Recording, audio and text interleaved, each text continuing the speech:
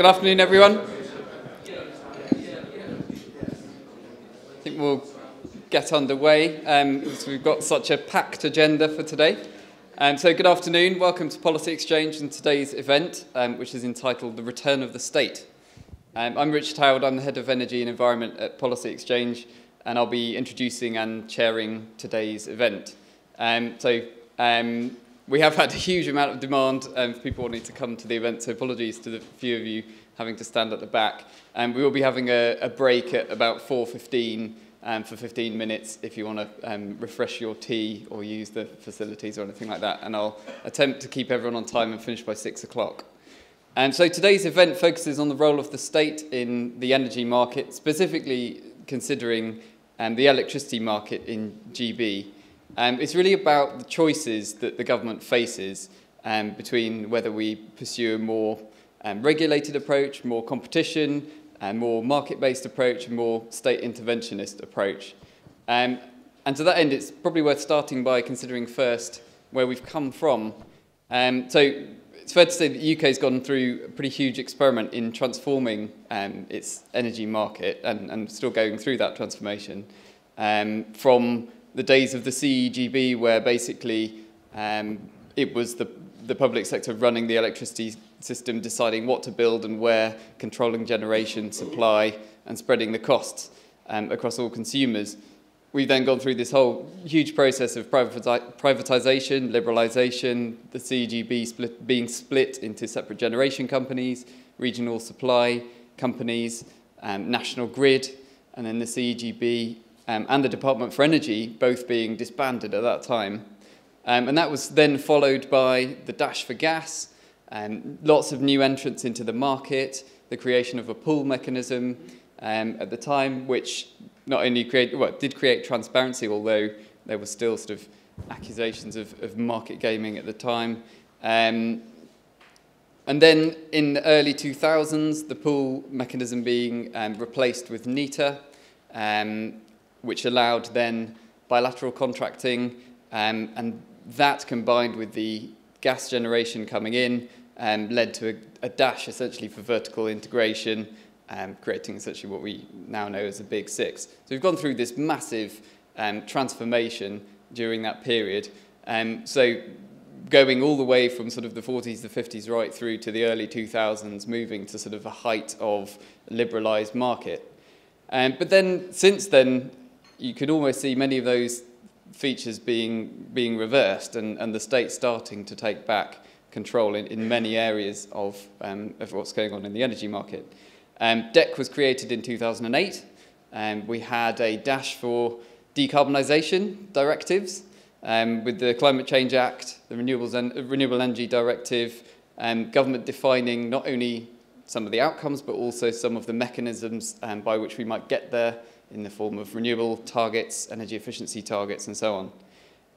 The very last bit of the 2000s decade, 2008 to 10, we saw a series of papers which really laid the foundation for what we now know as EMR, electricity market reform. So by that I mean the white paper in 2007, the project discovery in 2009, and the Treasury's energy market assessment in 2010, which really at the time considered what is the way forward, which instruments should we use? Should it be about using market-based mechanisms? Should it be about carbon pricing only, renewable subsidies, or at the extreme, one of the things that was considered at the time was basically a central buyer model.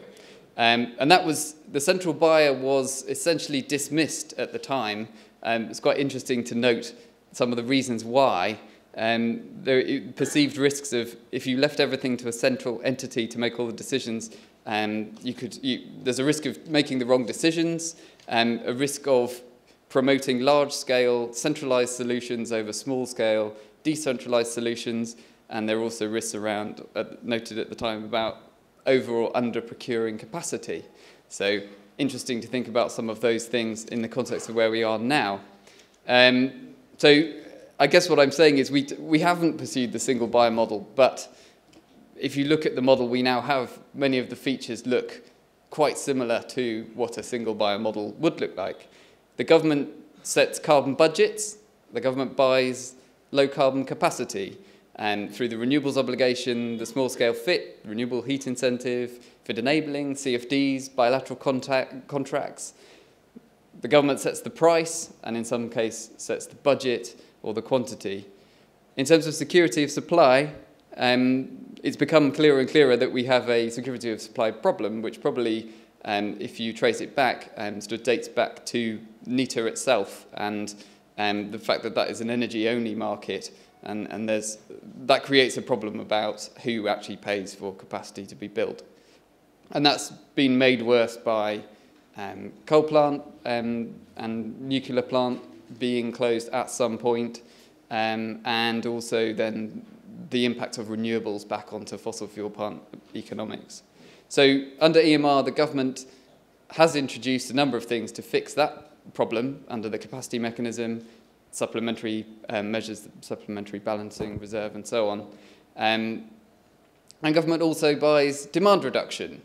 So essentially, the government is buying lots and lots of different things: low carbon capacity, high carbon capacity, and demand reduction, and also add to the mix some guarantees and some investments by GIB. Essentially, almost everything which is being built or investment which is taking place involves some form of government subsidy now. So contrast that with where we were in the 90s and the early 2000s. I'm not saying whether that's good, bad, or indifferent. I'm just pointing out that's kind of where we are. So this world presents, actually, if you think about this new world that we find ourselves in, it does actually present some of the challenges that were identified in those documents, the energy market assessment and so on in 2009, 2010. It requires the government to take a view on many things. It requires the government to take a view on current technology costs, future technology costs, wholesale prices, demand, capacity margins, and so on. And what I think Nigel Lawson once described as guessing the unguessable. So it requires DEC to do all of these things, well, DEC, National Grid, Ofgem, to do all of these things. And that can work, but it also can rise to problems. So, for example, much of the narrative around low carbon in 2012, 2013 was really about saying this is not only low carbon, it's good for the planet, it's also cheap. It's cheaper than fossil fuel because fossil fuel prices are going to go up. And we've seen how quickly that has changed with oil prices halving and gas prices beginning to follow down as well. So you can see this through some of the individual decisions that have been made. For example, the Hinkley Point deal, which if you trace back to 2010 or so, was supposed to be subsidy-free. And at a time, if you looked at DEC's forecasts, you would believe that that was true. And so you could justify that on the basis of being subsidy-free. But if you now plug in, the latest forecast from DEC or from an independent forecaster, it's not subsidy-free. It's a quite large subsidy for what's allegedly the world's most expensive power plant, with the world's biggest ever PPA at £64 billion, apparently, according to someone I know who works in, I think, the company who's working on that. So those are the sorts of decisions which have been made, and that's where some of this new world can come. Those are some of the risks, anyway, associated with this new world. One of the other things that comes through is that it's not only government having to do all these things, it's industry having to take a view on government policy. If you look at the people bidding into the capacity mechanism, they had to take a view on what might happen in the future, what low-carbon plant might come onto the system, and how that might impact on their economics. So governments having to think more about prices and industries having to think more about government policy than before. So is this a temporary phase? Is this, are we stuck with this? DEC, if you go back to some of the early EMR stuff, DEC argues that this is phase one of a transition. So we'll have phase one, then we'll have phase two, which will be more technology neutral, and then we'll have phase three, where we'll just have a carbon price. But in my view, that seems like quite a long way at the moment. We've still got a lot of technology-specific stuff going on. We've got renewables obligation banding, we've got separate auction pots, different strike prices, different terms, different contract lengths, supply chain criteria, all sorts of things going on, which mean that you can tweak and end up with the technologies that you want. and that becomes more and more difficult to unwind. So one other aspect of all of this is cost. All of this costs money. If you fix the carbon dimension of policy, you fix the security of supply dimension, it seems almost inevitable to me that the cost will be the bit that fluctuates. And it turns out that actually the cost is going up. The policy costs on bills, if you add up policy costs, network costs and VAT, that's 32% of the average bill. That's a DEC number. And that could reach 40 or 45% by 2020. So these are substantial numbers of pounds just for an individual household, and then you multiply that up to the UK, and you can come up with some quite large numbers. So you can debate about whether policies in general are adding to or reducing cost, but one thing that's very clear is that the policies are pushing up prices. That comes through very strongly in DEC's own analysis. So that's a lot of this introduction is really around where we've come from, where we're going to, the cost. And the next thing really is around how consumers have responded to this.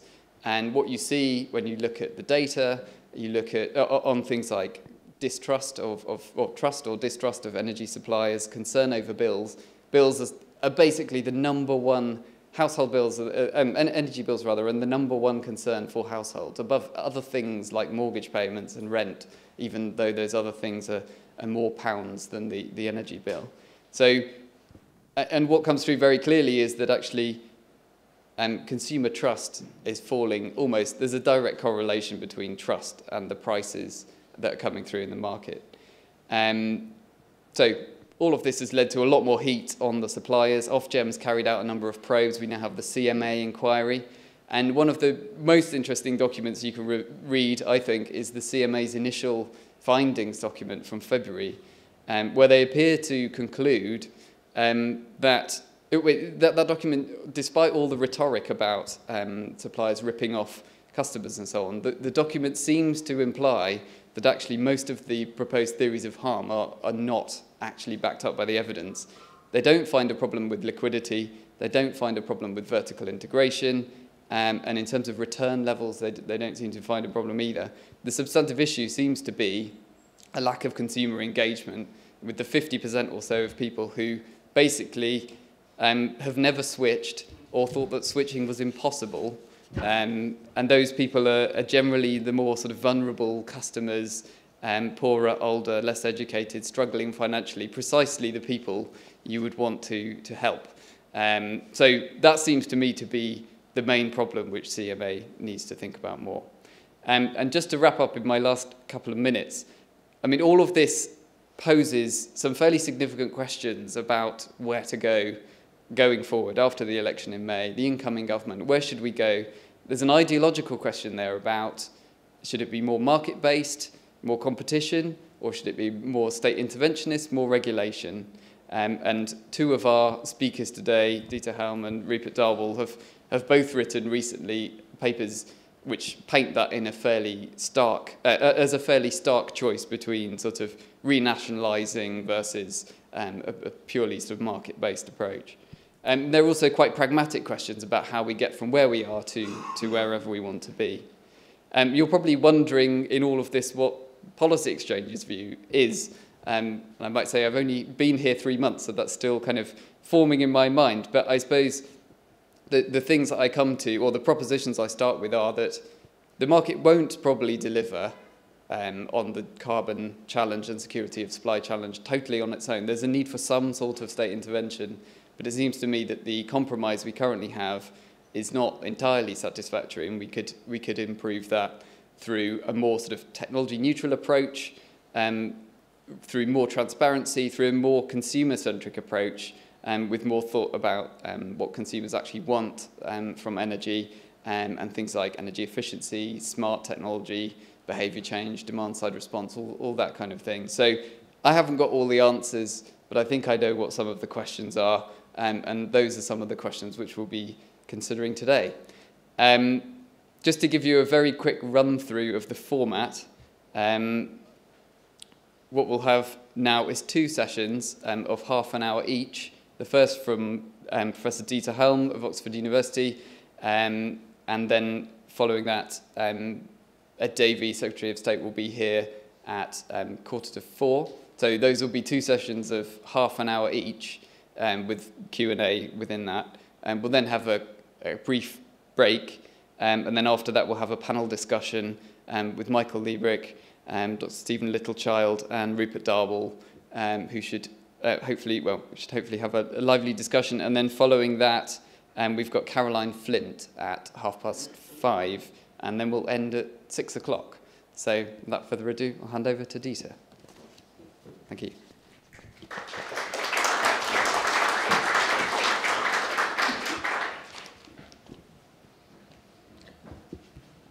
Well, thank you, Richard, and thank you very much to the Policy Exchange, who've done over a long period of time considerable work and made a big contribution to our understanding of energy policy.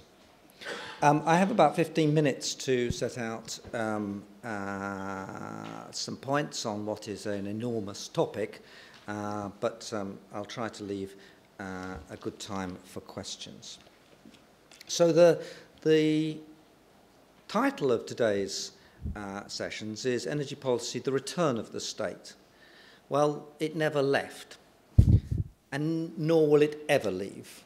It's about the market and the state and the relationship between those.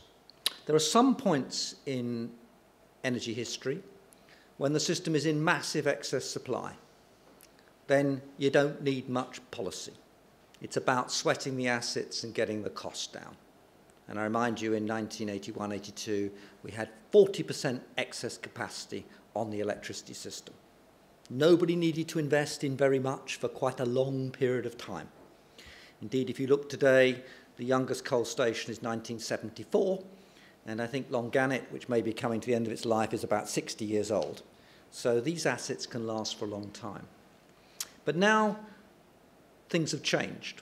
There are new priorities, and there are new reasons why the state is back big time. That's not to defend the way the state's back or the form in which its intervention is taken, but it's certainly now the dominant part of our energy system. And the reasons why it's back are partly analysis reasons, intellectual reasons about the extent to which a commodity market can genuinely produce the things that we want. And they're part about new priorities, and in particular decarbonisation, which necessitates a level of state intervention which nobody would have dreamt of back in 1980, or indeed even probably in 1990. So what I'd like to do is just remind you of where we are, and that's really optimistic. What it tells you is it probably can't get much worse, so the scope for improvement is enormous. I then want to just spell out some of the characteristics of what to any historian writing in the future will be a very substantial shift of the tiller, if not a U-turn. Some of those implications not yet thought through. I want to illustrate in this change of direction and this re-involvement in the detail by the state what the policy of picking winners has meant so far, and why picking winners is not an empirical matter of sometimes getting it right or getting it wrong, but why picking winners will almost always end up with very high cost solutions and struggle to meet the objectives.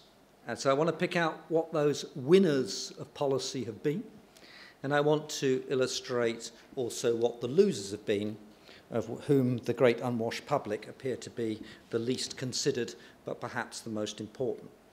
And then I'll end with what we could do, given where we are, rather than where I'd like us to be. And there's lots we can do. As I say, it is quite hard to make it worse than it currently is. So let me just ground where we are in some facts.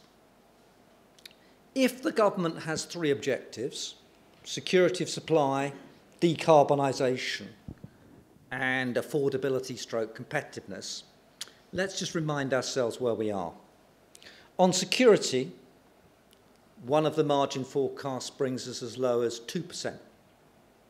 Now, security supply is a public good, a system property, and if you run your system tight, you won't necessarily turn the lights out, you drive the prices up. There's a cost of running a system very tightly, and clearly we're running the system at a level which no politician would have wanted to end up being the minister when those circumstances arose. My own personal view was that this would happen in about 2011, but then GDP is at least 25% below what you would have forecast it to be back in the last investment cycle in 2005, 2006. Put another way around, if demand is related to GDP, if GDP falls by a quarter, you'd expect us to be in substantial excess supply now, much more than anyone had anticipated as being. And by the way, you'd expect the companies to be making significant losses, just like the mining companies are and others who've been affected by the end of the super cycle in commodities and the fall of demand. Not a bit of it. We've got the tightest margins looking forward we've had for at least a quarter of a century, and actually much more than that. And we've been closing gas stations. Modern gas stations sitting idle or of very little use in such circumstances. On decarbonisation, it's much worse. You can live with a tight supply margin, you just have to pay for it in the price. But decarbonisation is a much bigger picture. So the first thing to say is carbon consumption continues to rise. And that's the only measure of a carbon footprint that matters. There's another study from Leeds which confirms numbers which I came up with about 2010, 2011, that we've basically been replacing carbon production at home by carbon-intensive imports from outside.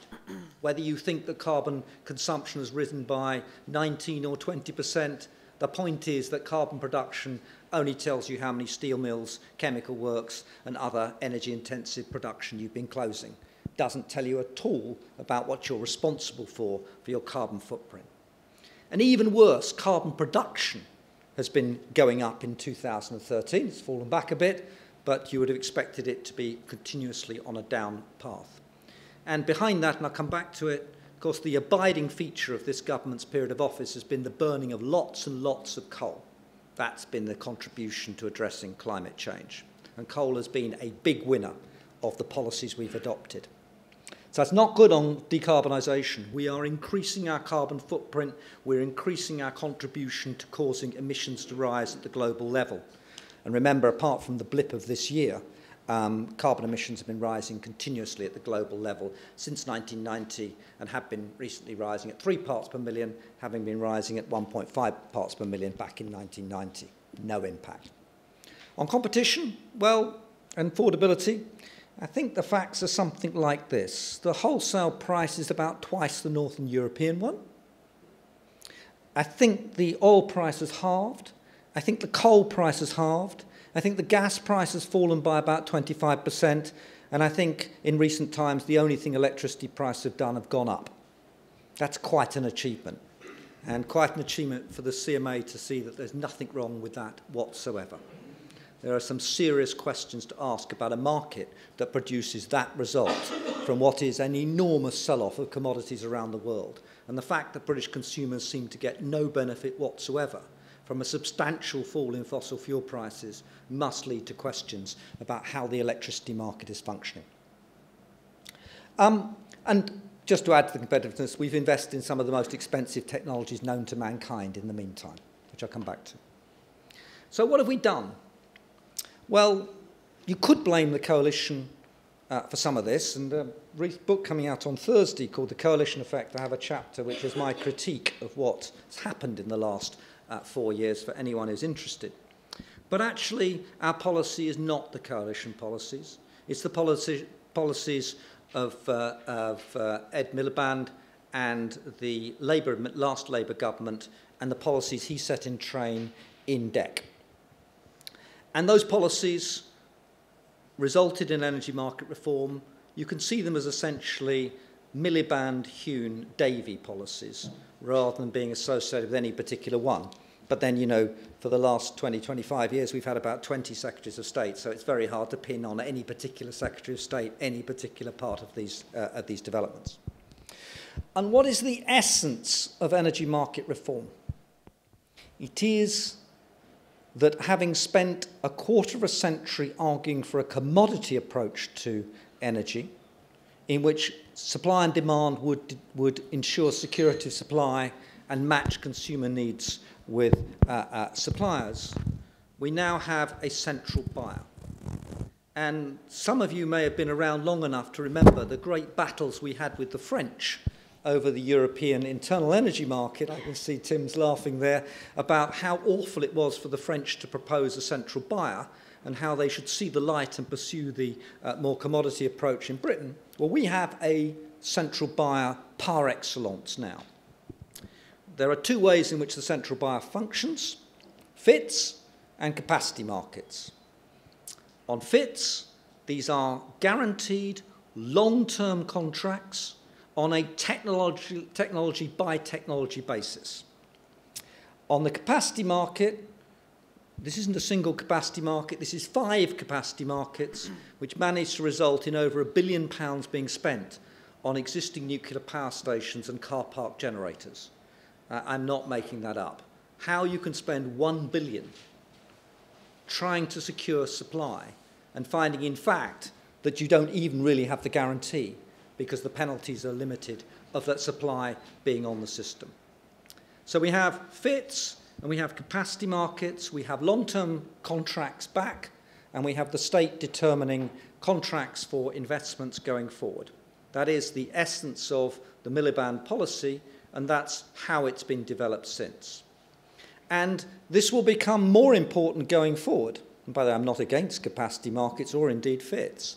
As more and more low-carbon technology comes onto the system, as the marginal cost is increasingly reflected, which is zero, wholesale prices will fall away, and therefore the need for those fixed-price contracts will become more important rather than less important over time. And it is one of the delusions of the great commodity approach to energy that we could switch to a world in which long-term contracts didn't matter. And actually, in the history of privatisation, the big economic impact, or one of the big impacts of privatisation, was to tear up the long-term contracts. Implicitly between the National Coal Board and the CGB, through the bulk supply tariff with the area boards, and crucially, the long-term take-or-pay contracts that British Gas had in place for the development of the North Sea. So contracts are back, and indeed they need to be. The question isn't whether or not there should be contracts, it's the way we arrive at them and the form they take. And then the other interventions we've had in the Miliband, Hon, Davey policy framework is smart meters and the Green Deal.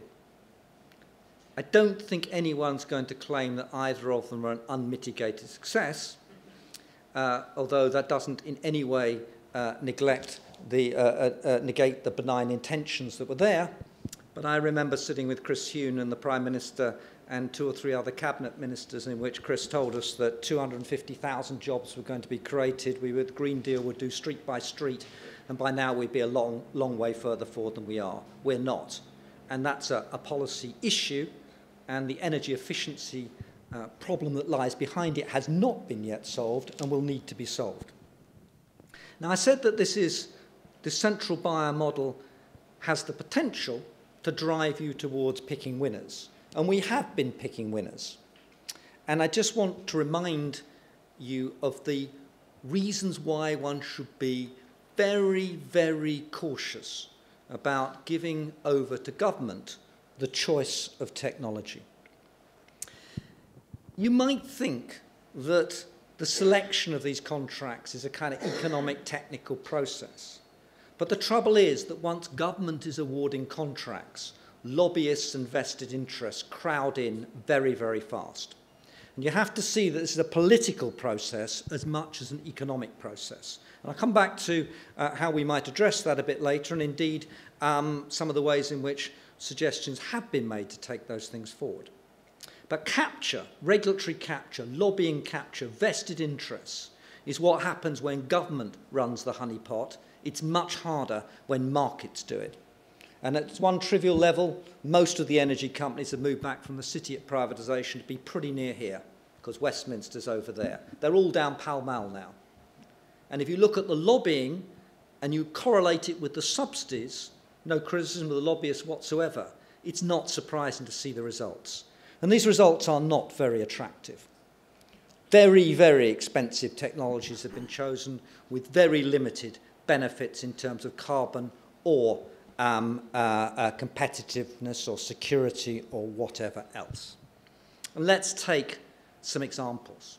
How would you ever convince yourself that offshore wind is going to be cost competitive or is going to make any difference to climate change? Now, there may be people with answers to those points, but I put those things forward. I'll tell you how you convince yourself that these things are going to be competitive. First of all, you forecast the oil and gas price is going to double. And I've looked back to particularly Mr. Hune and Mr. Miliband and discovered that's exactly what they thought. Of course, if the oil and gas price is going to double, then presumably the petrochemical industries of the world will be flocking to Aberdeen to get near the cheap offshore wind. This assumption that fossil fuels were going to go up is an assumption you have to say something about if you're to pick winners. Markets have people making risks, taking the chance that they've got their forecast right or wrong.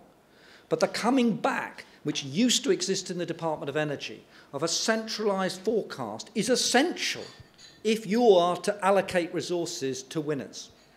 And until very recently, it was no accident, in my view, that DEC's forecast of the price, the wholesale price, in the early years of the next decade happened to be 92. If anyone would like to fill in the quiz and tell me what 92 is the answer to which question that's an answer to as well, you will see a certain parallel. Okay? Whereas actually the fundamentals of EMR and the fundamentals of zero carbon technology is zero marginal cost. And it's in the essence of what's in this system, even if fossil fuel prices hadn't fallen, that we would be confronting a bigger and bigger gap between the fixed price capacity and fits and the wholesale price. Now, you shouldn't conclude that the fixed prices are therefore, and the contracts are therefore uneconomic, because the economic logic of this industry is moving into the fixed price world and away from the wholesale price. The wholesale price is not going to deliver the goods to underpin investment. It doesn't now, and it won't going forward. But you do still have to make a judgment. And let's just remember what the winners are. I put aside the fact that the biggest winner in the last 5 years has been coal, but I mentioned that at the beginning, and that's a travesty if you want to reduce emissions. Going from coal to gas would have been fantastically cheaper than almost anything else we've done in reducing emissions faster than we've actually achieved. And actually, we've gone from gas to coal. It's nothing like as bad as in Germany, where we've gone from nuclear to coal and from gas to coal and increased lignite mining and added 7 to 8 gigawatts of new coal stations onto the system. That's a true Energiewende, but it does go towards coal and not elsewhere. Hopefully something's going to be done about coal now, but it should have been done 5 years ago, and that's been a big learning experience, to say the least. And the Secretary of State says this week, the immediate fossil fuel challenge is to get out of coal. My answer is, yes, you're absolutely right. And you would have been even more right 5 years ago than you are now, but that's exactly the right way to go about reducing emissions. The other winners, Hinkley, 24 billion for 3 gigawatts. Or even better, the Severn Lagoon, we calculate 1.8 billion of extra subsidy for the intermittent, predictably intermittent, small amount of electricity the tidal lagoon's going to construct. But you get your lobbying together, you get yourself a former Secretary of State, you really get your campaign going. This is the danger of picking winners. And in case you think that's sort of special for that case, I think one should just think through generally how that process works out of translating vested interest into subsidies. So I heard the Minister for Energy, Matt Hancock, speak here, or rather I read the transcript and saw the video actually. And it's very interesting. He said, we're going to go towards competitive auctions because we're technologically neutral. And I thought, yeah, that's going pretty well. And then he said, we're going to promote fracking, we're going to ban onshore wind, we're going to promote nuclear power. And it tells you in spades the difficulty that confronts you when you try, when you are the contractor, to get away from picking the technologies and elsewhere. And this is not a kind of static process. Capture breeds its own capture. Vested interests breed their own vested interest. It's a bit like, I always use this analogy, but it's a bit like being pregnant. You just get more and more pregnant through time, unless you decide to do something dramatic about it. And as it builds up, any company in this sector who wants contracts should be hiring a PR firm, consultants, setting up a briefing office, and working on it. And I will be doing some research later this year on adding up the additional lobbying costs that are now being imposed on the system. Markets and prices make that a much more difficult proposition. Now, the losers, well, I've mentioned gas, but they're also the customers. The customers are paying higher prices than they need to, and they're paying for levies, some of which are for things which should never have been contracted for and for which they're committed for a very long time in the future. There are people who lose from picking winners, and those losers tend to be the diffuse customers, not the particular interest that can hire a lobby to pursue their own outcomes. And I remind you, the oil price is halved, the gas price is down 25%, the coal price is halved, and the electricity price has gone up. That takes some working out. So just very briefly, what should we do? We are where we are. It's no good saying we should start from scratch and tear it all up in the air, because the problems of security of supply and the problems of decarbonisation will not go away, and the contracts that are there are in place. The first thing to say is there's one huge missing bit that governments could do. And in this respect, I'm in favour of more government rather than less, and that's R&D. The real future of decarbonisation lies with next-generation solar, with graphene, with 3D printing, with new battery storage systems, with electric cars, with active demand side. If you add up all the costs, nearly 100 billion is being spent on offshore wind, but the government found 63 million to commercialise graphene. This is just not the right balance of emphasis. And R&D is a chance to really do the sorts of things that Britain does well and make a significant contribution to decarbonisation. The second thing is the carbon price. Now, we have a floor price of carbon. People don't like it. They say it's not a good idea for us to have a floor price of carbon and others not. Well, if you want a unilateral carbon target, that's the result. It's the most efficient way of achieving that outcome. But we can do much more to put a carbon price in place which discriminates against coal and in favour of gas. Because until that bites, you really have not got much benefit from the carbon price. And then finally, on the security of supply and the capacity side, the government should do what it says it wants to do and genuinely go for technologically neutral auctions. Auctions are a great competitive mechanism. And in due course, I would like to see the FITs and the capacity auctions merged together into a single open auction taken forward. But the trouble with auctions is they sometimes throw out results that you might not like. So Mr. Hancock might discover that onshore wind is cheaper than offshore wind. We might discover that the choice between lagoons and switching from coal to gas is a rather different calculation than the one that government's made. So my guess is that we know how to make this system work better. We know how to introduce more competition, but that the process of picking winners has its own horrible internal logic. And typically, energy policy doesn't change until things get really bad and there's a real crisis. And this is a test. We will see whether the next government can take what we've got and make something of it, and the scope for improvement is enormous, or whether we're going to have more of the same until it becomes unbearably difficult. And the customer revolt over the prices in the last year is a mere flavour of how that revolt might, in the end, turn out. So we have done a U-turn. The government is back. It is the determinant player. It is picking winners. The choice is now whether it can use that intervention in contracting to go back towards more markets and more competition, or whether it means inevitably more intervention. And that brings me to the very final point I want to make. If you look at the outcomes we've got now, and I never thought that this thought would occur to me, you know, the CEGB would actually be better than what we've currently got. And I'm no admirer of the CEGB. It wouldn't have spent 1-point-something billion on existing nukes and car park generators in a security auction. It would have done different things. And that tells you how close we've come. And so the option isn't to sit where we are. The option is to get serious about markets and competition or give up. That's the choice. Thank you.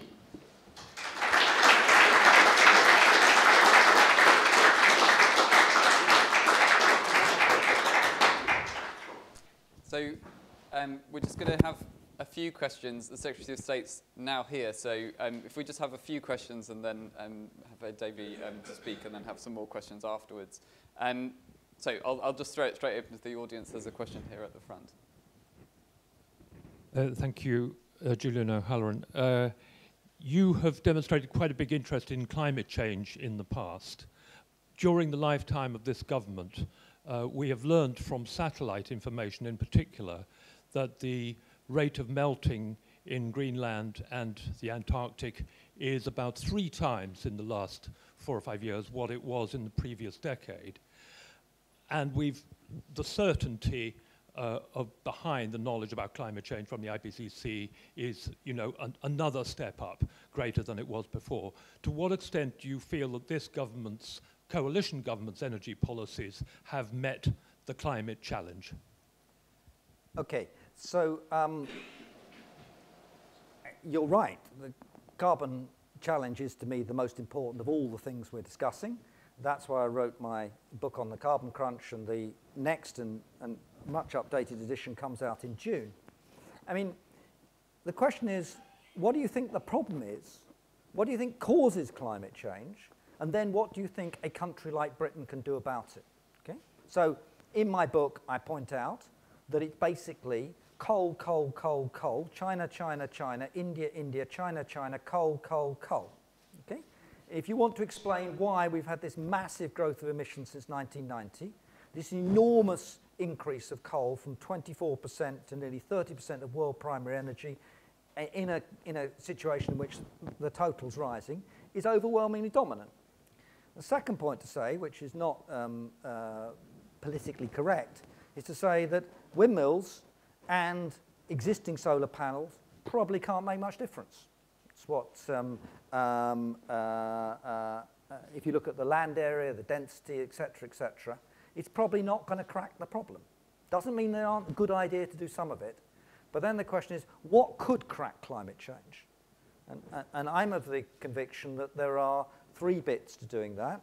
One is a proper carbon price, and we've been through a period in which the carbon price has been between 4 and 6 euros, meaningless. Okay? Hopefully, I mean, the carbon floor price, if you're going to have a unilateral carbon price, well, there you go. But the carbon price is nowhere near the right level. Secondly, now the thing to do is to buy ourselves space. That's go from coal to gas as fast as possible. Not like Germany, to be blunt, not like here. And we should be doing that on a global scale for a transition period, just to get that carbon out.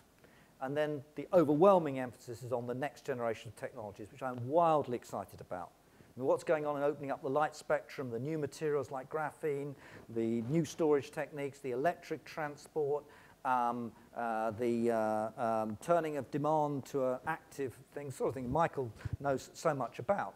But that's where our emphasis goes, and that's what Britain has a fantastic competitive advantage. And what have we done on the R&D side? Virtually nothing compared with the spending on offshore wind. That's my criticism. Another question. There's one over here.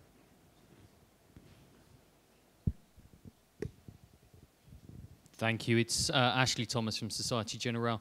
If you believe that the UK and even worse Germany, the energy policy has been poor, which countries would you point to as actually potentially giving us a lead on both energy supply and potentially energy generation? Can we learn something from the 8% tariff reduction that we're seeing in Northern Ireland, or offshore wind costs in Denmark now being at €100, not £140?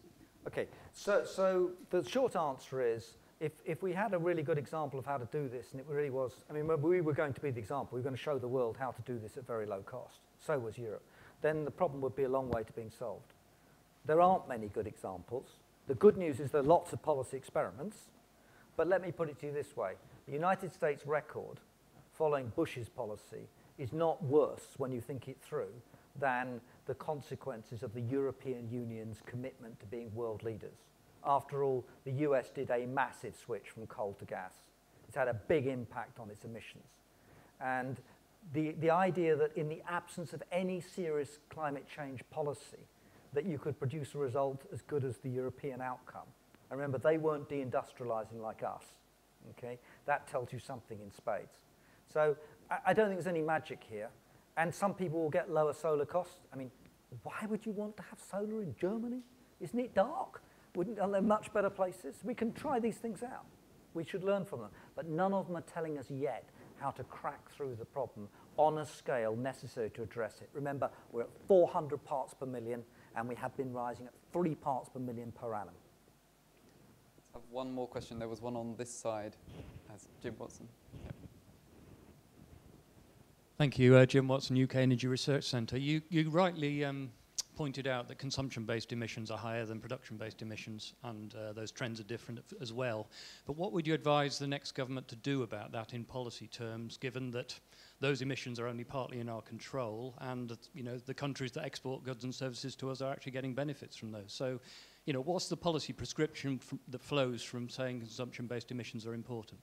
Okay, so Cameron Hepburn and I have a paper in which we look at how to do carbon border adjustments, but especially the incentives on the other countries to conform to them. So if you're going to say, I'm going to take a tax off the border for your carbon-intensive products, which are taxed in our own country, they'd rather keep the money than we would. And we actually played it as a game between the United States and China. Now, people say it doesn't work because look at the EU ETS and the aviation case. They haven't thought through the aviation case. It's a very difficult case. And my view is there's about 5 industries which are responsible for the overwhelming amount of carbon imports, and we should start on them. And that's what we should be putting on the table in Paris. It's not going to happen very quickly, but let me put it to you another way, okay? Well, first of all, not to tax carbon is a massive trade distortion. They are the distorters. They are subsidizing their exports, okay? And the second thing is, if you don't want to do that, then think of the consequences, right? And the consequences won't go away. So you will be imposing these costs on your economy, and your emissions in terms of carbon consumption will still go up. So it's an unavoidable problem, and it won't be solved by trying to get a slightly larger coalition of the willing who offer non-binding targets. So China's offered to carry on polluting to 230, right? India at one point suggested 250 might be a peaking target. We can't afford that. So we have to address these issues. And it won't go away by just saying it's difficult. But in the paper that Cameron Hepburn and I have, we do use a game model to show how it could help to get compliance from other countries within the frame. Okay, let's stop with the questions there and then welcome the Secretary of State, Davey, to the stage to deliver his speech, and we'll have further questioning after that. Yeah.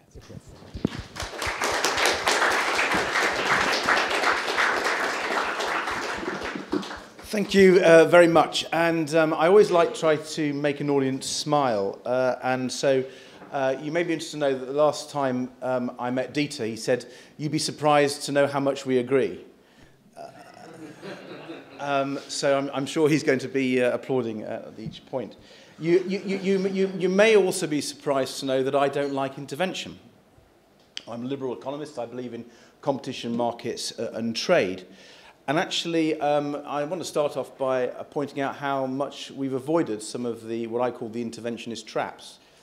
So technology neutrality, which you referred to, is something that I've pushed both within the electricity market reform, but actually in the EU's 2030 energy and climate change package.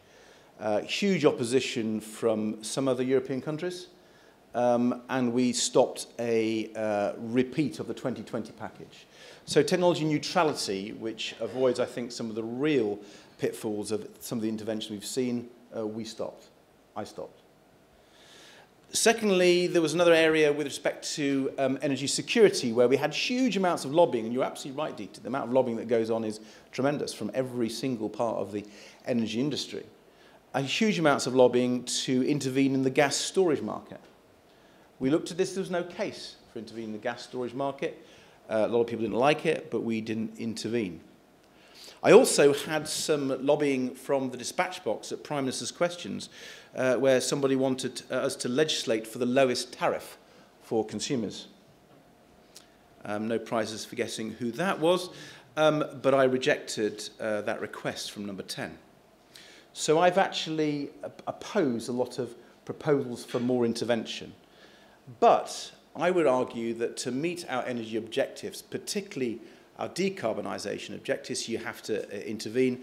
And I want to take you through the 3 areas, decarbonisation, energy security and price, to show where I think intervention regulation makes sense and where it doesn't, because it's a nuanced picture. On decarbonisation, as Dieter said, the case for intervening is overwhelming. We have an externality and it's highly dangerous and we've got to do something about it. But if anything, I think we underestimate the need for government to get involved and deal with the decarbonisation question. I don't think Dieter believes, I think most commentators believe that we will move to low carbon and tackle climate change without governments getting a grip. And given that we've built our economy and our society over the last 200 years on fossil fuels, and we've got to get out of at least fossil fuel pollution in the next 30 or 40 years, we've got to act pretty quickly. And I think most liberal economists would love the idea of a global carbon price or a global carbon tax, some way that we could manage this in using markets as effectively as possible, getting the right price signals. But you have to ask yourself, both in theory and in practice, whether that's going to be possible anytime soon. It's a really important question.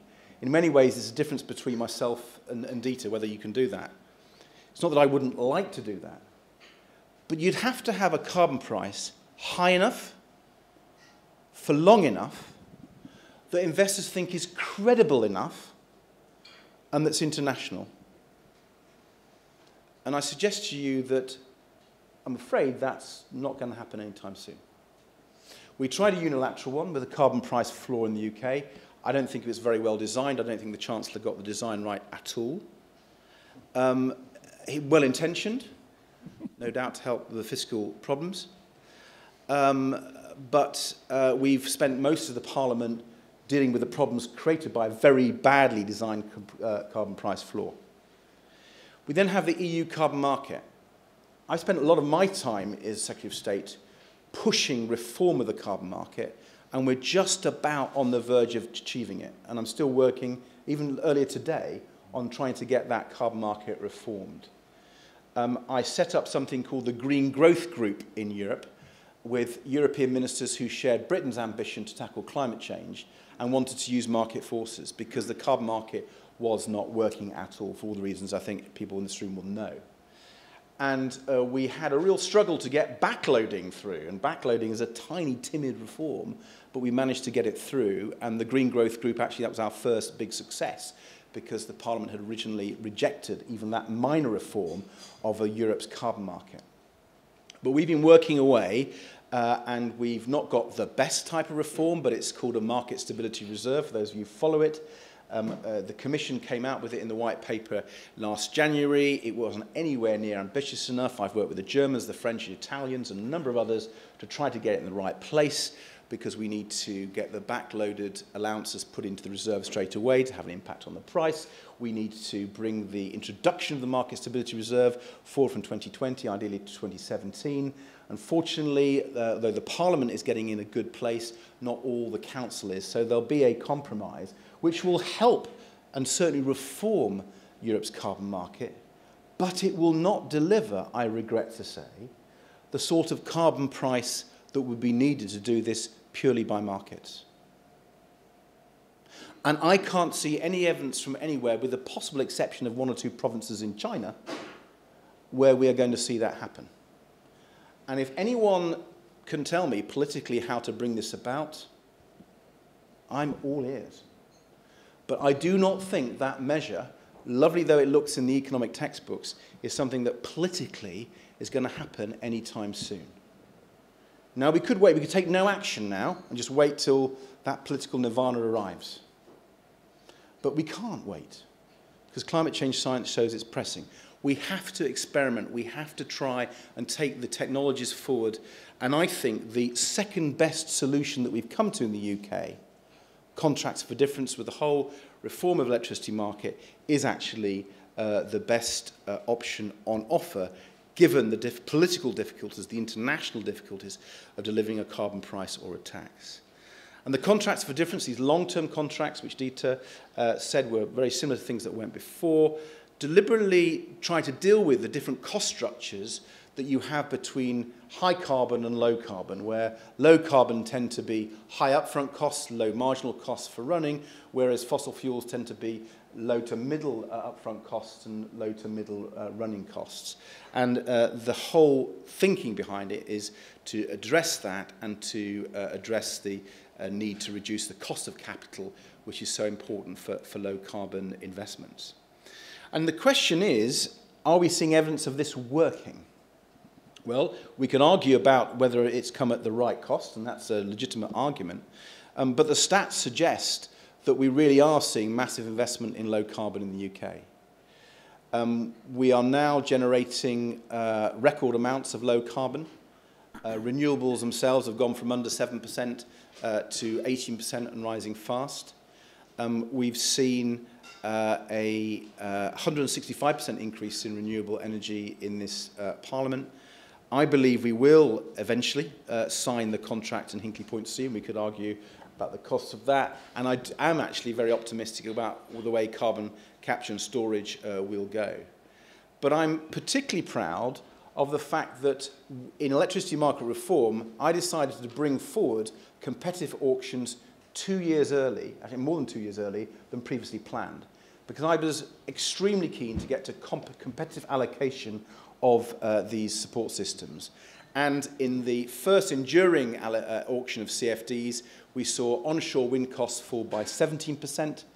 We saw offshore wind costs fall by slightly over 18%, ahead of expectations. And solar PV, in some cases, though some people question whether these farms are ever going to get built, but at least in 2 cases, the cost will have fallen by 58%. Let's see if they get built. But it was interesting that auctions are having interesting outcomes.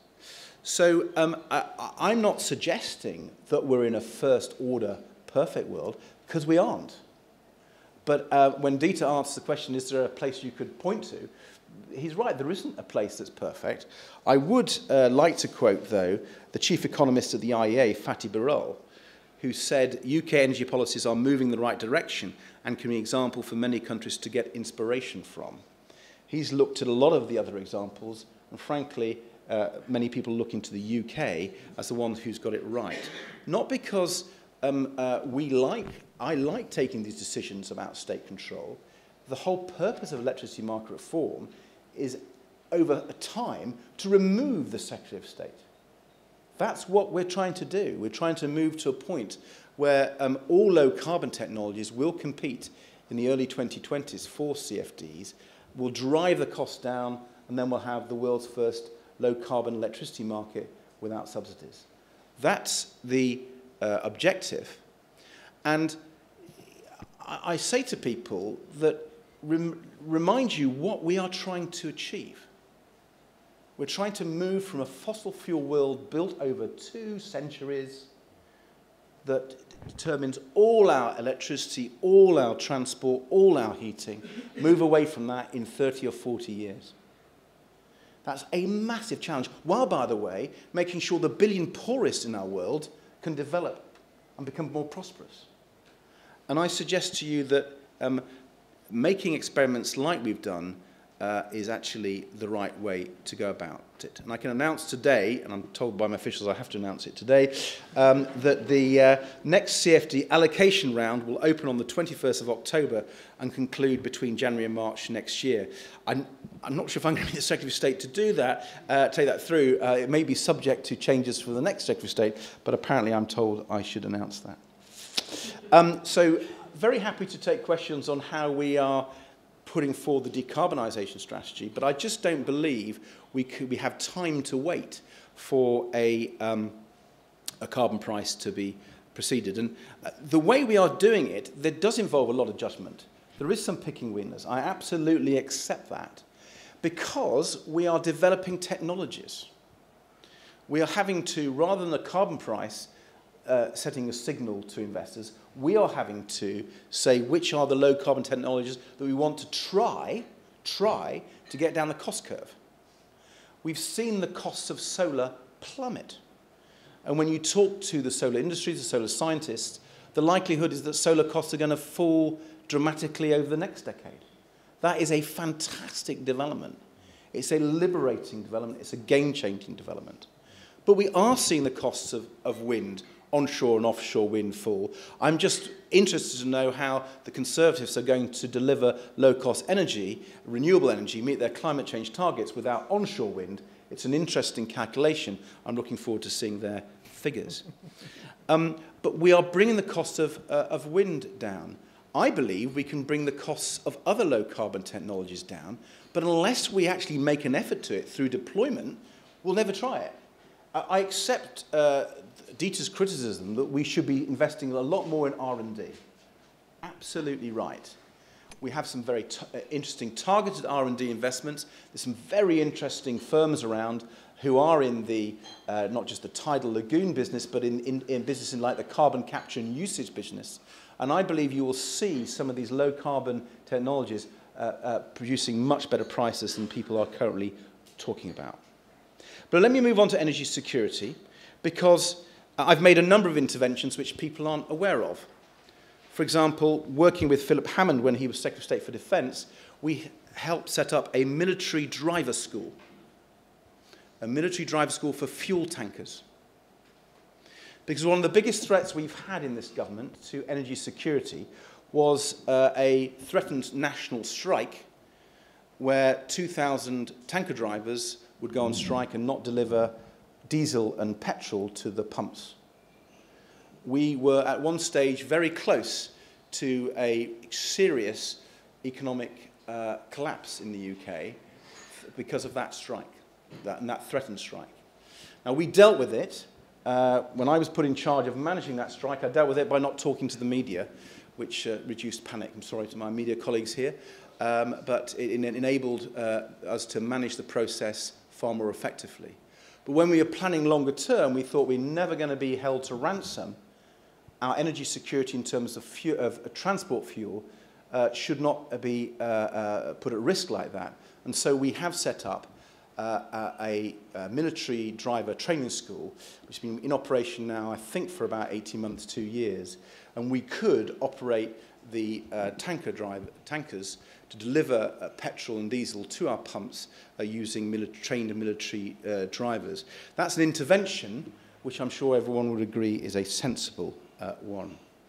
We've intervened by driving the agenda of the EU Energy Council to push the EU's single market in energy. We've intervened to really push interconnector policy. I'm a huge fan of interconnectors. We've seen the project with Belgium go forward. I confidently predict we're going to see a very good announcement between the UK and Norway very shortly. And those interconnectors, I think, are a very effective way of developing energy security. I don't think they'd come around if we weren't intervening. But in the electricity debate of electricity security of supply, we've done two things which have been highly interventionist. First of all, we've used powers from the 1989 Electricity Act, which produced electricity privatisation, the powers that enable us to do supplementary balancing reserves to ensure we got through this winter and we'll get through next winter. Highly interventionist, but we've done it in as targeted and narrow way as possible in order not to undermine the energy market, in order to do as little damage as possible. But we've also, of course, proceeded with the capacity market. And the question is, was that the right move? Well, the theory on intervening for energy security isn't as strong as the theory for intervening on decarbonisation. I took some convincing when I became Secretary of State that we needed to intervene in the capacity market, and I asked quite a lot of questions because I was a little bit uncomfortable. The theory that many of you in this room will know is the theory of missing money, where the electricity price does not give you the true cost of system balancing in the face of scarcity, that there's a lack of a liquid forward market for extra capacity on the basis of expected scarcity rents. And that missing money problem means that the markets don't produce the level of capacity that the country needs. Of course, some of that missing money theory is partly due because investors think that politicians and regulators will intervene and not allow scarcity rents to go as high as they would need to bring on that capacity. But I can't be blamed for that. But that is a theory for why we need to intervene on energy security in the electricity market. There are other arguments put forward. One is that reliability is a quasi-public good. I'm not sure if that's so strong. But interestingly, the theory that, or observation that Dieter made, that in the future we're going to see wholesale electricity prices, at least sometimes during the day, at near to zero because of low carbon electricity. That is a big issue, I think, going forward, although it wasn't the overwhelming issue for bringing capacity markets now. I mean, the reality, though, whenever you look at the theory of intervening for electricity security, the reality is we faced an energy capacity crunch. We were seeing, because of lack of investment over the previous decade, the reality that we'd had a fifth of our existing power stations closing this decade, then an awful lot more in the early 2020s, be very little coal on the system in the 2020s, and 8 of our 9 nuclear power stations due to close by 2023. That is a huge reduction in our existing electricity capacity, which had to be filled. And the question was, whether you believe the theory or not, could we seriously have left that to the market? Well, I have to tell you that number 10 was very focused on this issue, checking and rechecking our approach, because they were very worried that the lights might not stay on. But never did I hear anyone in number 10 or number 11 say, why don't we just leave it to the market, Edward? Interesting. So we haven't. The question is, has the result worked? Well, the first capacity market auction is our one data point. We saw a very liquid auction. We had a lot of people playing in that market. Dieter may say we should have excluded one particular technology like nuclear or so on. We would have broken EU rules if we had done that. But the interesting outcome was the price was less than half what we predicted. Dieter told me that it was what he predicted, but certainly... 25. Well, sorry, you had? I had 25 because I thought Trafford wouldn't be in. You had 25, I beg your pardon. We ended up at 19. The point is it was a lot lower than I think many people had expected, including ourselves. We did see some new build with Trafford and some other smaller plants. And so I think the result of the first capacity market auction was a huge, huge success. Now, of course, there'll be lessons to be learnt. They've still, of course, got to deliver in 1819, so I mean, maybe the jury is still out. But the results of the first auction, I think, were successful. Hopefully the second auction will see more new build. We certainly think it will do. And we want to learn from the experience on the demand side, because I think we can get more demand side response. So, you know, I do think that the capacity market has been a good way of dealing with the energy security issue on electricity. It's one that we had for the first 10 years after privatisation. It's the one they have in many parts of America, and I think we learned a lot, and I hope and believe we've got it right. The final area of intervention is around prices. Should the regulator or the government intervene on prices? Here I say absolutely no, with one caveat: the markets have to be competitive. Now, you may have regulations in other parts that affect the prices, energy efficiency. You may have policies to help the fuel poor or the energy intensives, normally some compensation policies. But when it comes to prices, I think the only focus of government and the regulator is to make sure competition is working as effectively as possible.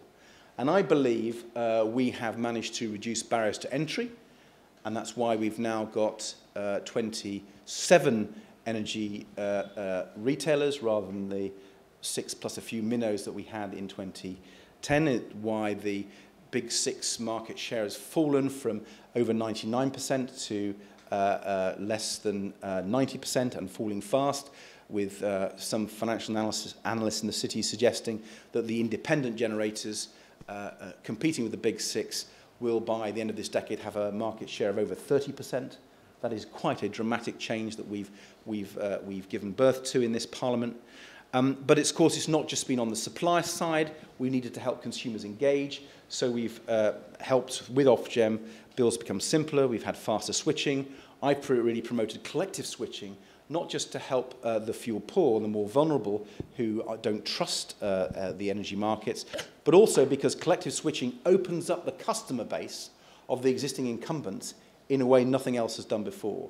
And collective switching, this is a point that no one's noticed, has had a big indirect impact on promoting competition, because it's helped the switching out of the big 6 customer base on a bigger scale than previously has happened. So I think we've done a lot to promote competition. That's, I think, helped on prices. I've never been complacent about this. That's why I was very supportive of the referral to the Competition and Markets Authority, not only because I set up the Competition and Markets Authority when I was Competition Minister, but I believe we do need to look at every aspect to make sure that competition is working. I completely and utterly reject Labour's proposals on price regulation. I cannot think of a worse set of policies.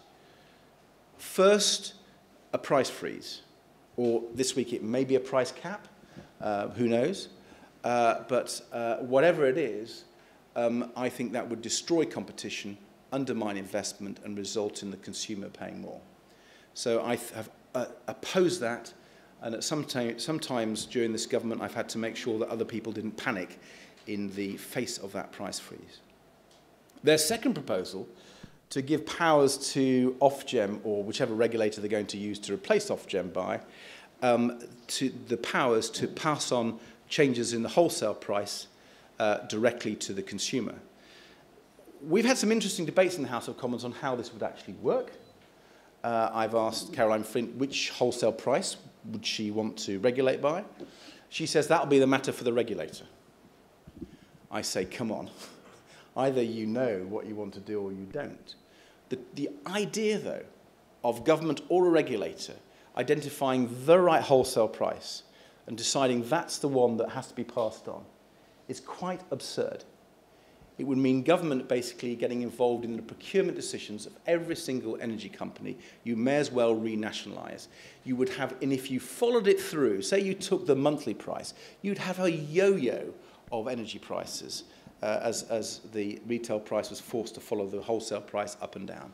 I couldn't think of anything more absurd, and we reject that price regulation. So to conclude, on decarbonisation, there is, yes, there's a case for intervention. I believe it's transitional over a 10-plus period as we move this historic, in human history, historic change, but we do need that intervention. On electricity security, I think, yes, there is a case for state intervention, but again, it should be transitional. And in terms of prices, I see no case for intervening other than promoting competition. So we are publishing today our third in the series of investment reports. In July, I published this report on energy investment across the board. In January, I published this report on investment in networks, electricity, gas, and heat. And today, we're publishing this report, energy investment, low carbon energy. All of these reports show a dramatic change in the investment in energy in the UK. The latest one today shows a dramatic increase in low-carbon energy investment in this Parliament, and with a massive pipeline of investment to come, with costs falling and with investors queuing up. I'm really proud of that record. I'm not going to say everything has worked as planned, the Green Deal, but I do believe we've made a major change in policy, energy policy in this country, and it's for the good. Thank you very much.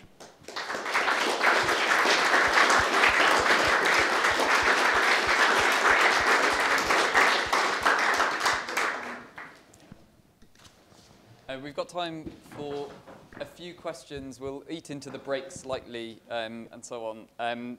I had a long list of questions which I would like to ask, and I will just ask one as chair's privilege. We had Matthew Hancock here speaking about a month ago, and he was asked the question, I think by someone in the media, of how he would differentiate his policy from the coalition energy policy, i.e. Some of your policies. And I guess it would be great to hear, pose the same question to you. How can we distinguish the policies that have come forward in the coalition period from what you would do if you could do going forward beyond an election? Well, I think the obvious, well-known one is we would be more technology neutral and we wouldn't discriminate against onshore wind. I think that's a quite important one, because I think if you do what the Conservatives say they're going to do, people's energy bills will go up. I cannot see how they can meet their climate change targets, carbon reduction targets, and exclude the cheapest large-scale green energy source, green electricity source. So I think that's the obvious one. We've had a few run-ins with different parts of Whitehall. I think the big one, I would say, which has been underreported, is over energy efficiency regulations. I think energy efficiency regulations can be a very effective way of promoting innovation and competition and pushing forward investment in energy efficiency. I've had to fight long and hard across government with a number of colleagues. Mr. Pickles comes to mind. And we've done that over zero carbon homes, although that was in his department, so it was a bit more tricky. But we've also done it over the minimum energy efficiency standards for the private rental sector, which went through Parliament yesterday. So I think sometimes Conservative colleagues have a neuralgia against regulations and think they are always and everywhere bad. I think that is simply not the case, and particularly in energy efficiency. So that would be another big difference. Okay, there's lots of questions in the audience. We'll start with the gentleman here, the fourth row back in the middle. Hi there. Very interesting to hear you talk about sort of the journey forward toward low carbon. But where do you see biomass playing a role in helping to decarbonise the electricity system? I know it's playing a huge role with renewable heat, but do you see much of a future for it generally elsewhere, sort of in large-scale power? Well, I certainly think biomass has got a role to play in local heat, and heat is part of this equation we completely under-talk about. It's absolutely critical. But I guess you're focused really in on whether we should be having a lot more biomass electricity or indeed bioenergy in transport. I know a little less about the second, so let me deal with biomass electricity. The real issue, it seems to me, is not just whether the cost can come down. It was very interesting that biomass did not come out very well in the recent CFD auction, which I thought was quite instructive. But also to make sure that we are not creating other environmental problems as we promote a particular renewable energy source. So I've been concerned to make sure that the biomass feedstocks are genuinely sustainable.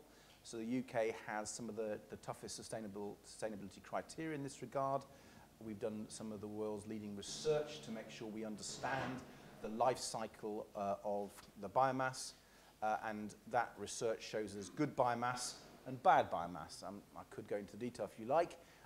So clearly the lesson from that is you can promote biomass electricity with good biomass, which actually does reduce the overall climate impact. But you have to be a bit more careful than I think people thought a few years ago. The evidence is you have to be a little bit more focused on the monitoring of the sources of the biomass. I do strongly agree with what my predecessor did, which basically says that the CFDs for biomass end in 2027. So unlike other forms of renewable electricity, biomass has always been seen as a transitional renewable electricity source. Lots of hands still. There's a lady about halfway back there. Hi, my name is Amy Mount. I'm from Green Alliance. I was just wondering, what is the latest date that you would advise your successor to take a decision on when to move to technology-neutral auctions? Because clearly there's going to have to be an announcement about when they will happen sometime before they happen, because investment decisions are being made several years before that. And I'm thinking particularly if you move to technology-neutral auctions in the early 2020s, people may as well stop investing in CCS, for example, right about now. Well, I mean, I think you show that there is a lot of analysis that needs to be done to answer that question. We've been moving more rapidly than we thought to enable different renewable technologies to compete with each other. We've divided that, as you know, into more mature technologies and less mature technologies, which I feel very uncomfortable about, because it is about sort of making judgments. But frankly, you are also trying to get these new technologies down the cost curve, because you're thinking about not just this year, but you're thinking about the 2020s and the 2030s. That's why we're having to make those judgments in the absence of a carbon price. Aren't you always going to be doing that? I mean, this idea there's going to be some moment where you stop doing that and you just adopt the market. Isn't it always going to be, you know, there's another technology you're taking down the line, so you're always going to have segmented parts of the market? Well, no, I personally think that you're going to come to a point which we've arrived at with some of the mature technologies in the pot one, where they're just competing. So solar and onshore wind are now just competing, and we've just basically said they can go energy from waste and one or two other more exotic technologies. So I can see a point later this decade when all renewables are competing, possibly not tidal, because we're doing that, tidal lagoons, you know, we're doing it a bit like Hinkley Point to Sea with the bespoke one, and that is at very early stages. But I can see all the ones around, but towards the end of this decade, competing against each other. Nuclear is a bit trickier, I accept, given we haven't got the first contract signed. You know, it'd be presumptuous of me to think that that's going to be competing with renewables by the end of this decade. I think that's unlikely, but I do believe it can happen in the next decade. There's quite a lot of analysis needs to be done to bring that about.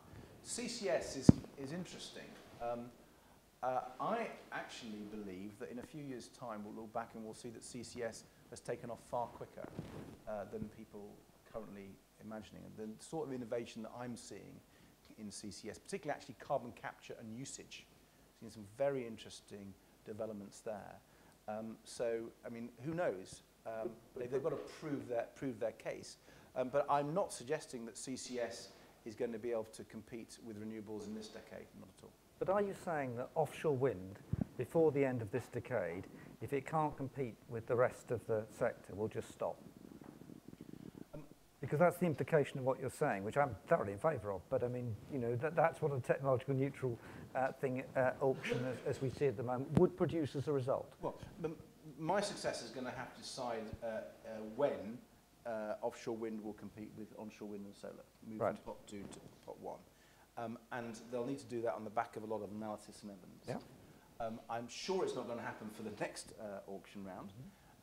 But the fact that we saw offshore wind costs come down by 18%. If you talk to both the supply chain as well as the key main developers, they can show you where they believe the costs are going to fall pretty rapidly over the next few years. So it's not, we haven't done it on a wish and a prayer.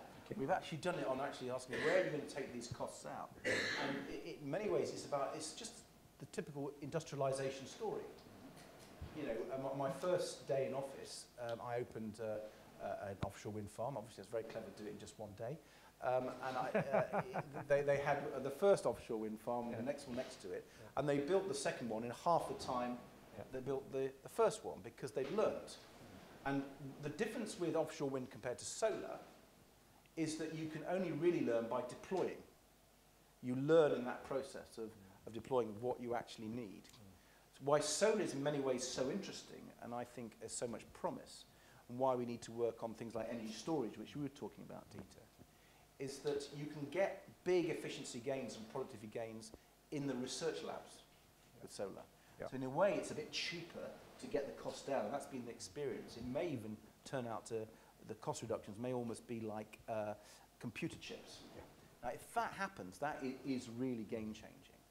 But at the moment where we are, given that climate change is such a threat, my view has been we need to actually ride a number of technology horses. I have not actually picked a winner. In many ways, the criticism of me is that I haven't picked a winner. I've said we should look at all of them. I mean, one thing that strikes me from that, have we ever actually said no to a technology? Or might Fair we? point. Because we're still, in principle, able to support wave and tidal stream at £305 a megawatt hour. Have we actually ever said no, and should we? Well, what we have done is we have supported innovation and R&D in wave, but we've not rolled it out because they're nowhere near even pre-commercial stage in wave. They are in parts of the tide, which is what tidal power, which is why we're sort of taking that further forward. But I'll give you an example. I was very keen to look at geothermal electricity, and we looked at it, and the chances of us developing that anytime soon look very, very limited, and the science around geothermal electricity looks not as promising. Geothermal heat is very interesting, and one thing I've set some work off is with respect to disused shale wells. When you've drilled for the shale gas and you've exhausted the wells, because 80% of geothermal heat wells is in the drilling, if you can turn over shale wells to geothermal heat, you may be able to promote renewable heat from geothermal sources in a far cheaper way than we previously thought. So you have to do a little bit of out-of-the-box thinking and to try to drive that agenda. Okay, let's have another question from the floor. There's some questions right at the back. A couple of hands up. Andy, BASF. The offshoring issue's been recognised in policy for some time. According to the DEC website today, 53 industries get compensation on the direct carbon tax, the climate change levy, but only 53 firms get compensation on the indirect carbon tax, the ETS, and I think it's 50 for the carbon price floor. Clearly, there is quite a range of opinion represented in policy as to what it is that is an energy-intensive industry that's threatened by international competition. So which is it? Is it 53 firms, or is it 53 industries, about 10,000 firms? And are these schemes actually going to stop offshoring of industry? Well, as you know, if we have any sort of state aid compensation, whether it's for the EU ETS or the carbon price floor, we have to go through Brussels for state aid clearance, quite rightly. And they have taken different views in different dossiers. But how we deal with the carbon leakage question, which we definitely need to deal with, is quite a big debate at the moment as we look to the phase 4 of the European carbon market post-2020. And I think some of those issues you've described need to be resolved in Europe sort of once and for all. And my overall view, the British government's overall view, is that we've spread the compensation too widely in the EU in the way it's managed carbon leakage. And so you have some industries which I don't think are that open to competition, like bakers, that get support through the compensation mechanism. We could actually help the energy intensives more effectively. But let me just make this point about how we help the energy intensive and those ones who are more vulnerable. Because if you look at some of the work done by the IEA, the real competitive challenge to those industries in Europe has come from the shale gas phenomenon in America.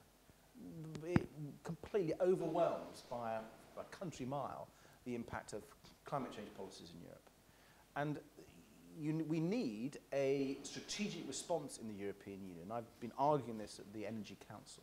And that strategic response, I believe, is first of all the single energy market, because we've really failed to deliver that. We've not built the interconnectors, and we've not completed the third energy package quickly enough. So the single energy market is a key strategic response to that changing in terms of trade with North America. But also, I think, massive investment in energy R&D. we've seen some really interesting examples, partly through the work with business that I set up in Europe through the Green Growth Group. We've seen some really interesting examples how energy intensives are looking at step changes in their processes so they can get a really big reduction in the energy they use. There's really interesting examples in paper and pulp, for example, who believe over 10 or 15 years they can dramatically reduce the energy they need to produce the same output. And I think there's a real role for Europe to assist in that R&D and innovation to help energy intensives. Because if we don't, given that I don't really believe there's any evidence to suggest that we can mirror the shale gas price phenomenon that's seen in North America, even if we are far more bolder across Europe on shale gas than we look like we're going to be. I think even if we were, I don't think we'd mirror that phenomenon. We have to have a strategic response to that issue. And there's the sorts of things that I've talked about. I'm afraid we're going to have to wrap up this session there. I'm getting the nod. I think Ed has to go on to other things. So I've got 5 more minutes. Oh, 5 more minutes? Okay, let's carry on for 5 more minutes then. Perfect. Yeah. Overruled. Okay, so there was another question right at the back, a gentleman who's been patiently waiting. Simon Hill from OPower. Would the Secretary of State like to give a rating out of 10 for how successful he thinks the smart meter rollout is going to be? 0 being not very successful, 10 being very successful. And by successful, we mean that the level of energy efficiency achieved through the rollout justifies the £11 billion cost. Well, I can only go by the evidence I've seen to date from the million or so smart meters that have been rolled out, and through the evidence, and I'm talking about evidence, that's being compiled, quality assured. I mean, it hasn't gone through Dieter yet, but you know, which shows that energy efficiency savings are higher than was in the impact assessment. So that's the evidence to date. So I'm afraid the answer to your question on the evidence to date is 10. Now, you know, I know, because I've seen a lot of the different issues, that you know, there will be challenges along the way as we roll out smart meters. A whole set of engineering and technical challenges. But some of the stories that I've read about it all being shockingly awful, I don't see the evidence for that. Not at least in the rollout of the first 1 million meters. Okay, question here in the second row. Provided, if you were in the role after the election, would you take the CMA's findings as binding? And what are your thoughts on the fact that Caroline Flint and Labour said that they wouldn't, and they'd potentially press ahead with their own policies regardless? Well, as I hope I've made clear today, and indeed on many occasions, I think the CMA recommendations need to be taken very, very seriously. I don't think any government or any party should say that they will be absolutely bound by them. I think that's going slightly too far. But they would have to have extremely good reasons for not adopting them. And they would have in the court of public opinion and in Parliament to justify why they aren't accepting the CMA's recommendations. But I do think it's absolutely astonishing and a real worry about how Labour is going to govern, that they are already saying they're not prepared to, they're prepared to go ahead with their proposals ahead of the CMA inquiry concluding, which is just months away. I think that, you know, what respect are they showing to independent competition watchdogs set up by statute, which they supported? And they're saying, well, we know better than these people who've been doing all this work, who are competition experts. We're going to press ahead with our policy, regardless. I think that is a shocking way of showing how you're going to govern the country. Shocking. Didn't the, I mean, I don't support this crazy policy, but couldn't the Labour Party say in response that they did announce their policy before you referred them to the CMA? And therefore, you know, can't a democratic government set out a policy position, and if you refer them to CMA, is it the case the CMA is the judge of a democratic policy? I don't approve of the policy at all, but it just seems to be a bit... Of course they could say that, and I'm sure they would say that, but anyone who's being objective and rational would probably throw that response out. You know, they say they support the reference. mean, if they didn't support the reference, that's okay. Yeah, I take the point. They support the reference. Take the point. They say. I'm not supporting the policy. We'll have two final questions, maybe take them together. The gentleman here in the third row, and then the gentleman here in the front row. Jeremy Nicholson from the Energy Intensive Users Group. Most people here would accept there are external costs, environmental costs, for example, of power generation. They should be internalised if we're going to be economically efficient, although we might disagree about what carbon price. But there are other external costs. For example, external costs arising from increased dependence on intermittent power generation. One thinks of wind and solar in particular. And those external costs are not all, in my view, internalised the way they should be. Are we ever going to have technological neutrality until the network integration, above all the balancing costs, are fully internalised and those costs borne by those who invest in those technologies? Don't you take that now? Yeah, if you like. Yep. Well, I do agree that we need to look at those costs. We do look at those costs. But I think they are not quite as serious as a lot of people would have you believe. Because if you have the mix approach that I believe in, you can manage the system. We do need to do a lot of work, though. The next government needs to do a lot of work about how you would do that as they are deployed at greater scale. And you know, the glib answer would be, well, if we have some nukes on and CCS, we can manage the system, and maybe even tidal lagoons. So we're obviously going to have a long argument about that. But what I see in terms of electricity storage technology is quite exciting, and that would really deal with some of those issues. And we need to do an awful lot on electricity storage, as Dieter was saying. I think the interconnector policy that I've been pushing forward is, again, a interesting answer to that. It may well be, I can't foresee when this may come about, but it may well be there's an announcement in due course which will enable us to use a lot of green power from a neighbouring country at a switch of a button. And that would be one of the ways of dealing with intermittency. So, you know, there are a number of ways, but, you know, you're right, and Dieter's written extensively about this, I don't think we should ignore those costs, but it doesn't mean that there aren't answers to those issues. And the final question, gentleman in the front row here. Ben Spencer from the Daily Mail. You mentioned some of the disagreements you've had with your Conservative colleagues and those that you've won. Are there any that you haven't won? And what would energy policy look like now if you had won a majority back in 2010? And what would energy policy look like if you win a majority in May?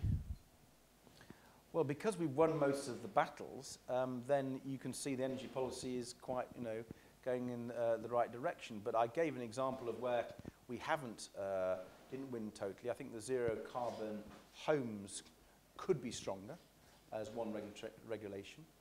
But let me think about a few, because I tend not to dwell on those sorts of issues. You wouldn't have done nuclear, would you, of your manifesto? Well, that is a fair point, though. I have genuinely changed my position on nuclear, and indeed I've changed the position of the parties. Of my party, I took the issue of nuclear power to the Liberal Democrat conference. I made the argument that given the risk posed by climate change, to take a low-carbon technology off the table was risky, and that we should keep it on the table as an option and develop. Because I genuinely believe, what's really interesting, here, you can write this in your paper. So many people tell me they know the answer. The numbers of people who come and lobby me, Mr. Davey, Secretary of State, we've got the answer. You know what? I don't believe any of them. The degrees of uncertainty that we're going through in terms of technology development, because we are moving from 2 centuries of fossil fuel economy and society over a rapid time when we've got to get out of that. No one knows how we're going to do that yet. But we know we've got to act. Sometimes we need to do it through pure R&D and innovation, and I, again, completely agree with you. But sometimes we have to do it by trying and testing out. And we did make the mistake of the Germans by investing huge amounts in solar right at the top of the cost curve. But you could argue the Germans have given a present to humanity, as I like telling them. 23 billion per annum subsidy. Yeah, indeed. But the cost of solar have now come down. Yeah. And you know, when I'm in India, and I'm talking to my Indian counterparts, and they're worrying about the 300 million Indians who have got no access to electricity at all, and with solar being the main way that's going to be delivered. So those people can educate their children, have better health, manage their farms and their local economies better, but in a low carbon way. Solar is, giving that opportunity. So, who'd have thought that 5 years ago? So all I say is, people who say they know the answer, we should only do this, they don't understand where we are in the history of energy. We are at a very exciting time in the history of energy. And all I know is going to be rapid innovation, technological change. And we have to make sure our policies are as flexible as possible and go with the grain of the market as possible. We can't leave it all to the market. I regret, I wish we could. I don't think we can. But we need to make sure we are genuinely technology neutral, which I have tried to deliver on both here and in the European Union. Okay. I probably wasn't answering your question, but you know. It's a good answer anyway. We're probably going to have to wrap up there, so if we can just say thank you to our speakers.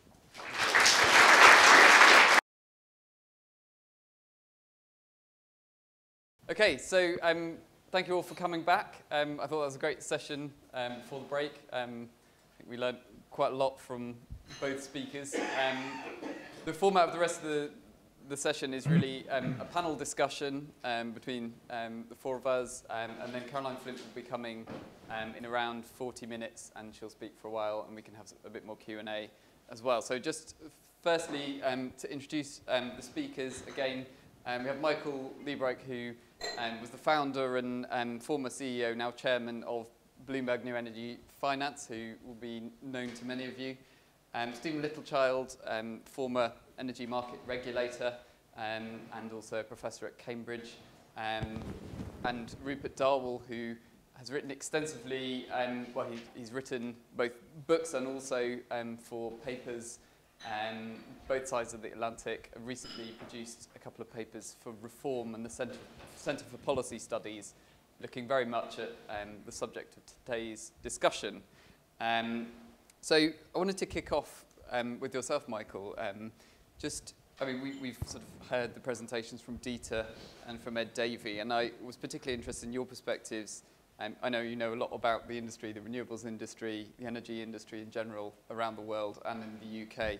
I was just interested in your reaction to what was said and the topic of the discussion on how the market is changing, how the role of the state's changing, and how the industry is responding to that. Okay, so first of all, thank you very much for inviting me onto this panel. Very interesting, because I find myself, even though Ed Davey and Dieter Helm don't agree with each other, I find myself agreeing with both of them.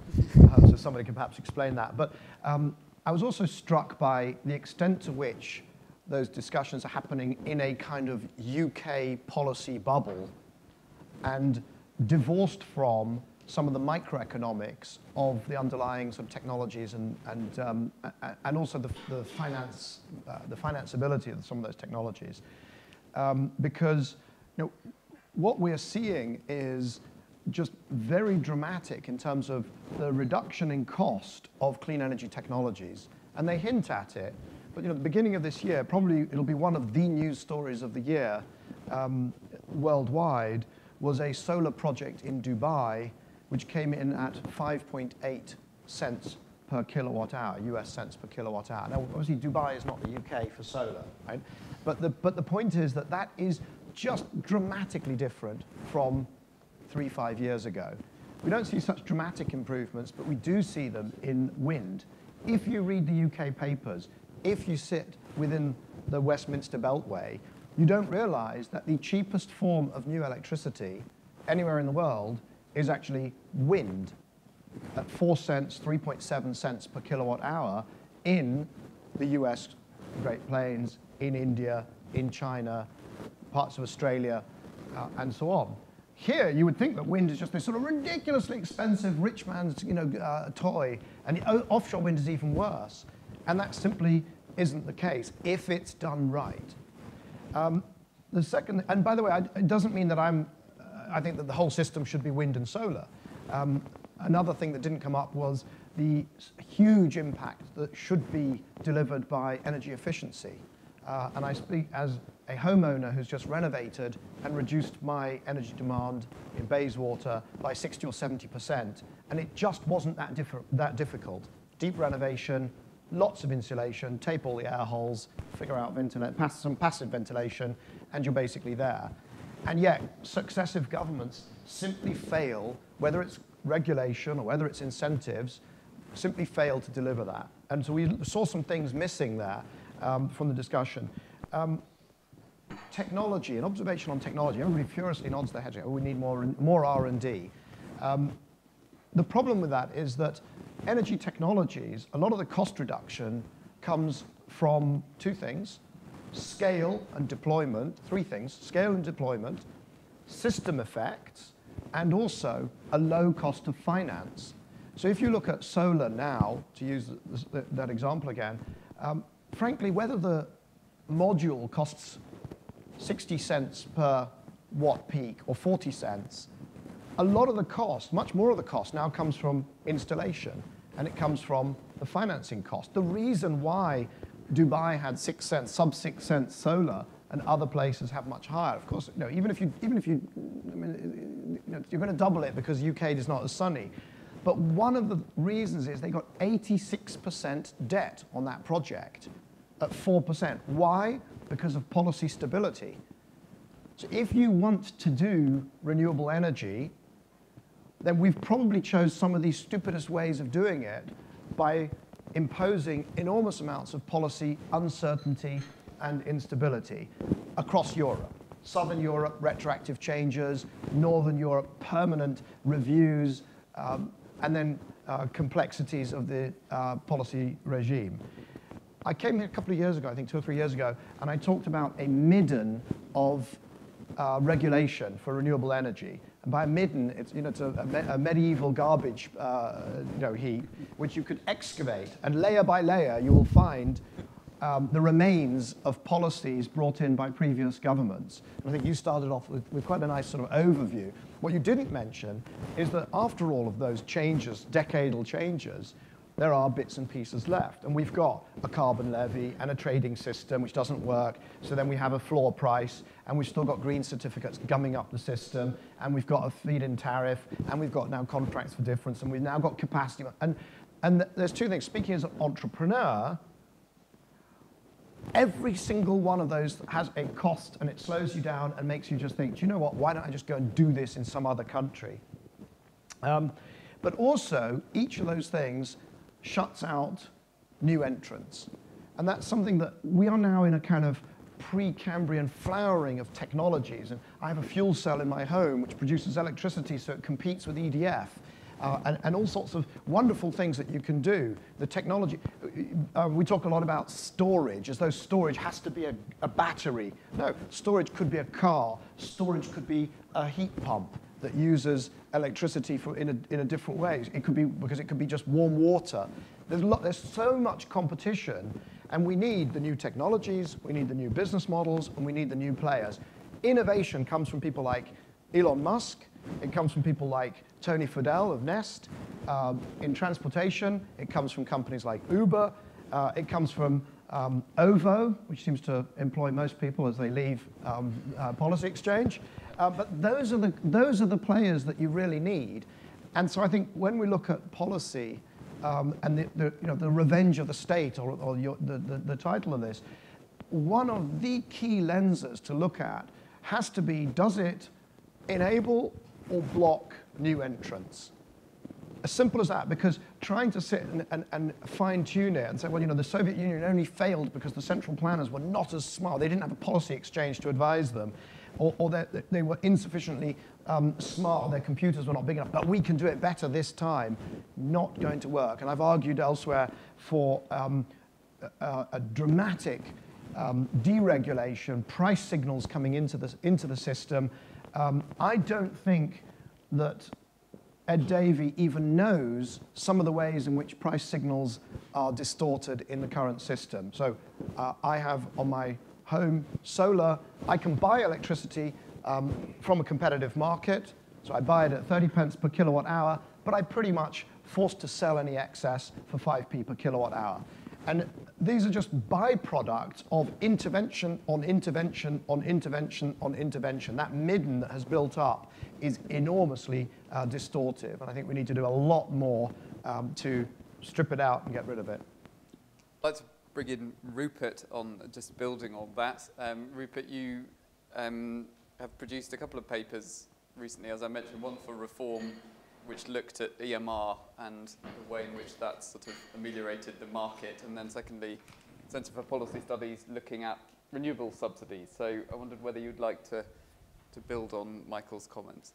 Yes, thank you, Richard. I agree with a lot of what Michael says, and that if you try to draw out the various, do a huge diagram of the various schemes that you have are out there, I think you would need probably more than that wall down there, and it would be incredibly complicated. And I think no one could actually do it single-handedly.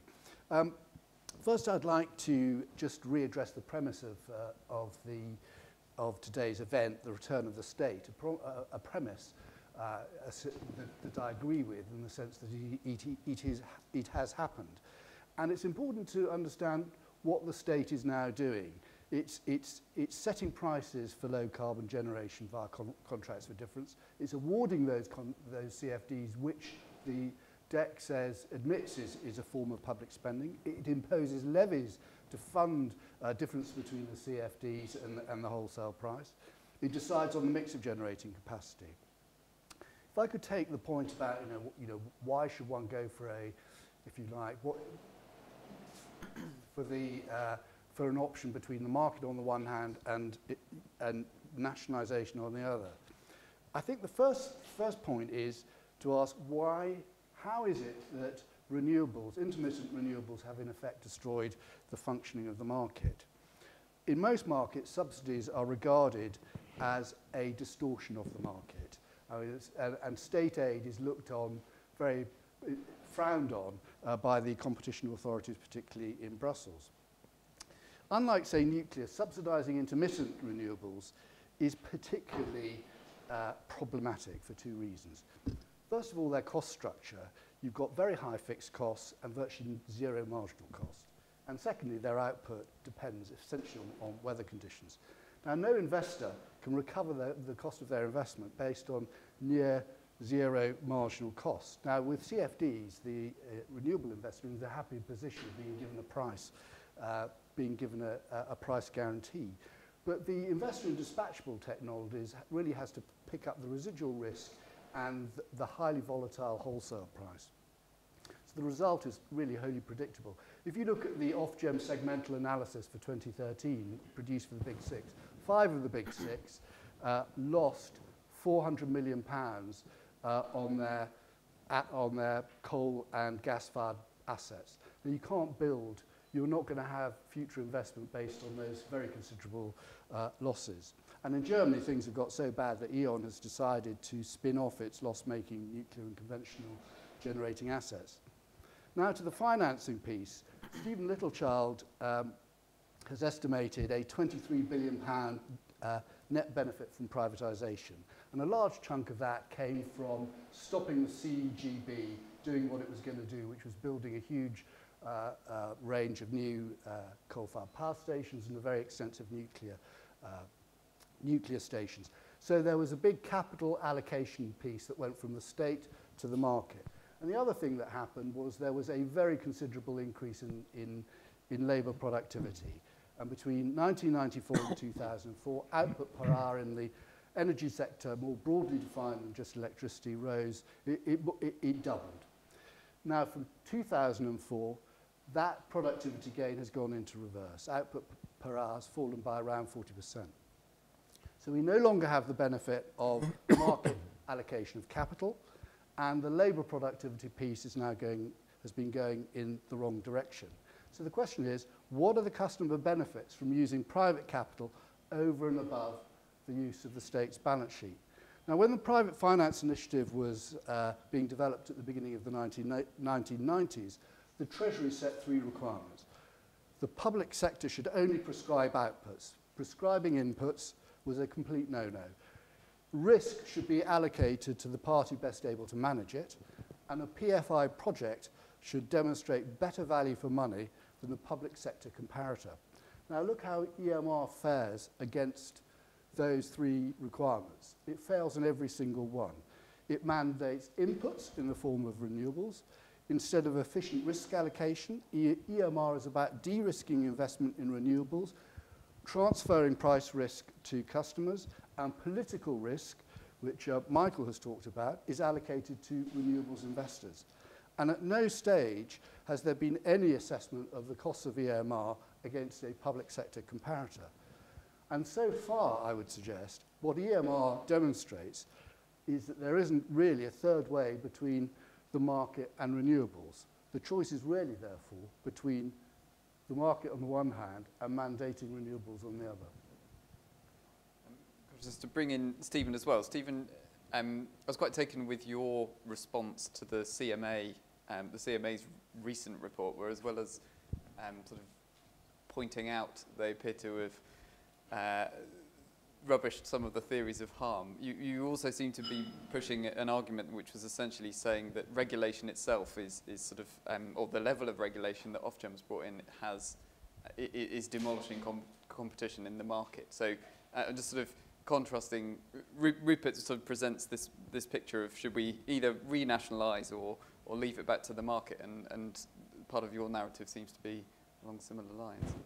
Yes, I think in parallel to this significant increase in government intervention in the market, we've had a significant increase in regulatory intervention in the market since about 2008. And so the question in my mind is, why has this happened and what consequences has it had?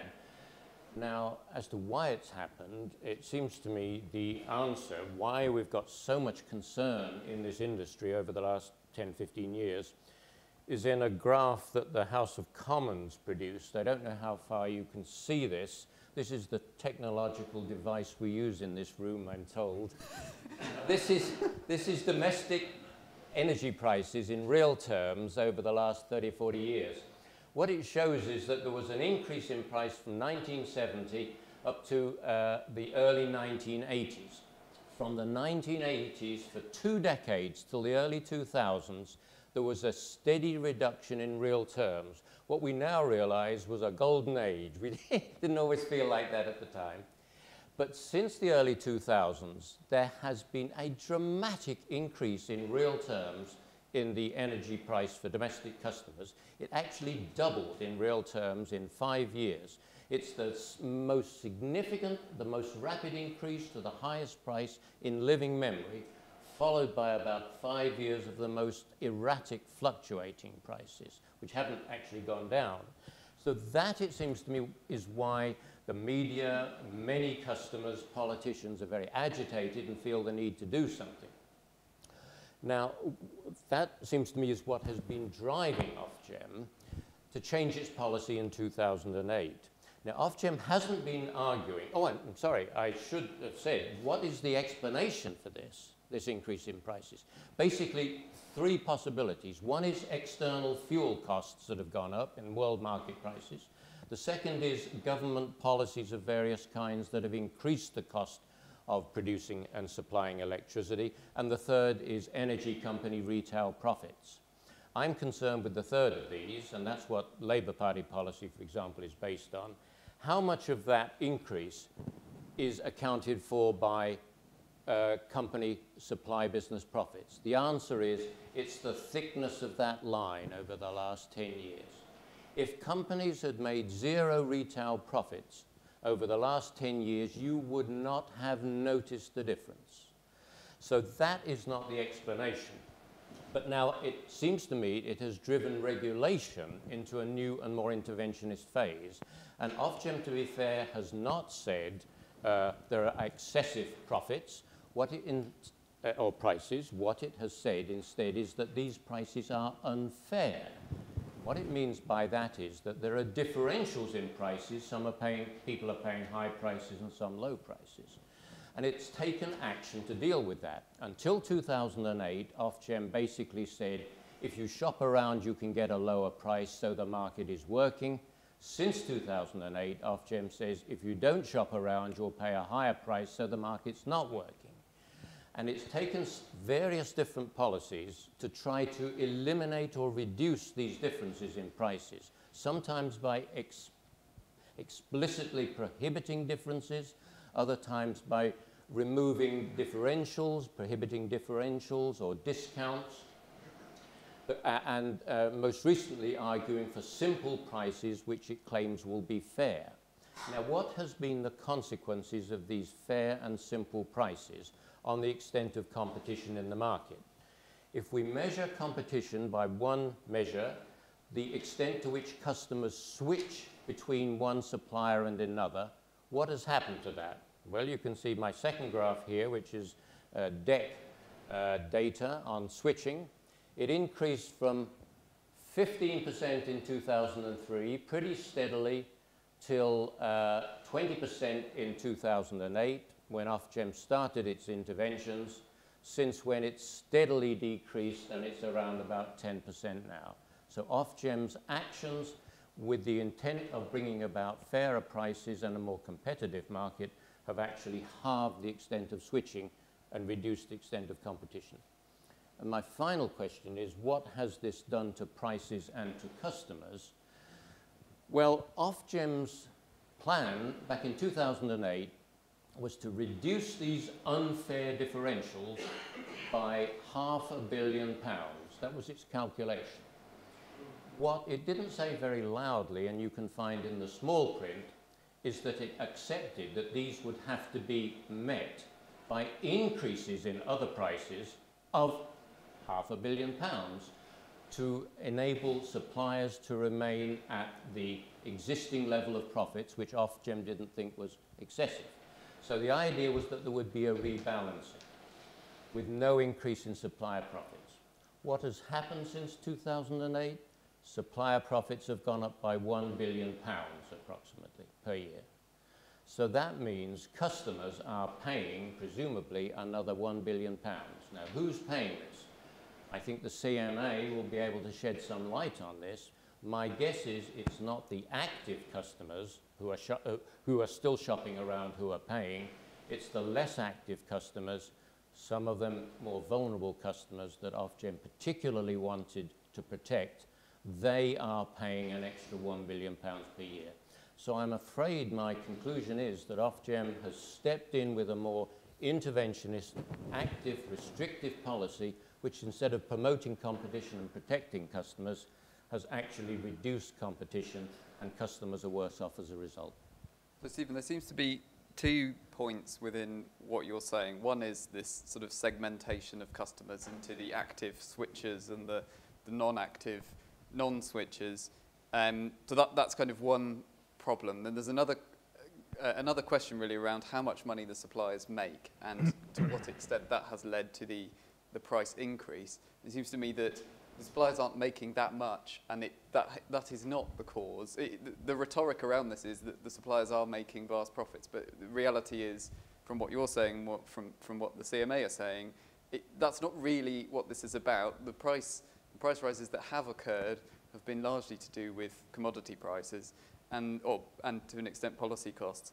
And actually, if you look at DEC's data, the price increases we're likely to see are entirely due to policy costs, well, policy network costs. That's where, DEC's own data, I looked at it today, says that the price will have to go up by 18% for electricity, or that's their projection, 18% increase to cover, and that's entirely driven by the policy costs. Now, you can have a debate about the extent to which that's offset by efficiency, but that's what they're saying in terms of price. So there's almost sort of 2 slightly separate questions here. I think the first is far more about the customer segmentation, and the second one links back to kind of Rupert's questions really about the cost effectiveness of the policies. Well, Richard, I think they're linked because the retail price, the household bill drives the political risk. So if you see, if households are paying more for electricity, it will make investors more concerned about the sustainability of those policy-driven price increases. That is, to my mind, the fundamental problem with the policy construct. but that's circular, in a sense, because what happens is that the risk drives the cost of capital up, and the cost of capital going up drives drives up the cost of some of these clean energy solutions.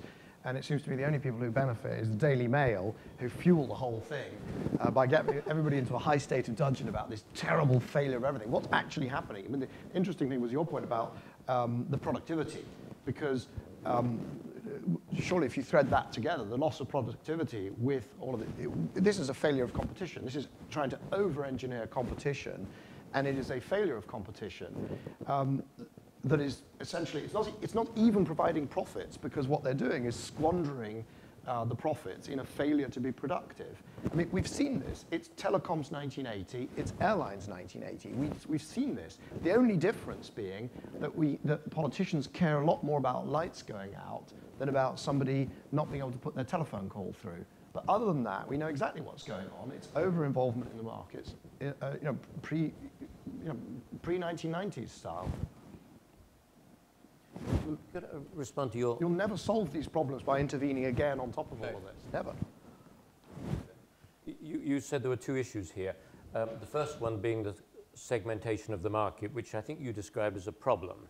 Well, I can see that some people would be concerned about that, but one of the points that my fellow regulators, former regulators, and I have been making to the CMA is look at this industry in the context of other markets. And we claim that compared to other markets, there isn't more segmentation. Other markets are characterized by much more segmentation. It's always going to happen that more active customers are going to get a lower price than less active ones. And what I was arguing is that previously in the market, the less active customers were being induced to shop around and to participate by the very sizable price reductions on offer, but that the regulatory policy reduced or prohibited those and reduced shopping around. Therefore, they made it worse for the people who were less active. So, yeah, I think, I can't remember whether I described it as a problem or an issue. It's a problem for the people who are paying the higher price, isn't it? And it comes to a question about when we talk about fairness, are we talking about a fair price for everybody, or are we going to sort of the lowest common denominator, effectively, so the people who are paying the highest price? So effectively bringing in more and more switching into the market means that some people are getting a better deal, and actually I think the CMA is kind of shining a light on the fact that the consequence of that is some other people are paying a bit more. There's a sort of cross-subsidization going on. And if you did attempt to move those things, you're moving them closer together. You're not moving everybody down, effectively. Am I right? Or? Well, I think the argument against this differentiation of prices is that the people paying the lower price are in some sense paying the correct price, the competitive price, and the other people are being exploited. But what Ofgem itself found when it looked at this is that there weren't excessive profits being made in the market at that time. Certainly. So that it isn't the case that these people are paying over costs and excessive profits. Yep. Richard, I think the other thing to bear in mind is the supply piece, the retail piece, is less than 10% of the overall cost. That most of the costs are pass-through costs in terms of competition in the supply the supply bit of the value chain. 90% is essentially pass-through costs, and half of it is generating. You've got the network costs and so forth, and so you've got this kind of slight disconnect between the CMA focusing on a 10% bit of the value chain and ignoring the policy-induced, policy-driven costs in the other 90%. But it does seem like the CMA are sort of creeping back towards that, aren't they? I think in some of their later... originally, policy was not part of the scope of their investigation, but it does seem to be creeping back in, to me. I mean, it's starting to talk about the CFD. More part of their elbow, I say. Well, but they're talking about the CFD, the capacity mechanism, and how effective those policies are, now as part of the investigation.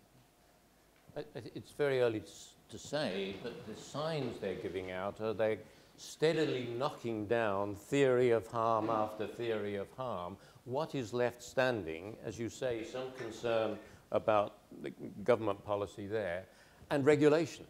Yes. These are the two things that are left standing that haven't yet been dismissed.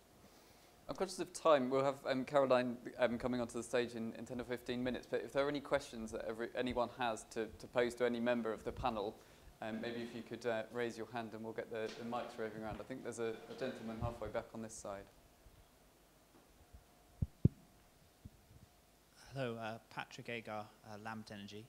I guess in reference to your point about 10% of the cost base being retail, and then a lot of the other cost variation that we're expecting, particularly going forward, and in recent years being due to government policy, how much do you think changing the way that cost is distributed, either by moving some, as was the case with, for example, some of the energy efficiency measures from the bills to general taxation, how effective or what are the disadvantages of switching more of those policy-driven costs, things related to renewable subsidies and sort of within the levy control framework, into general taxation from customer bills?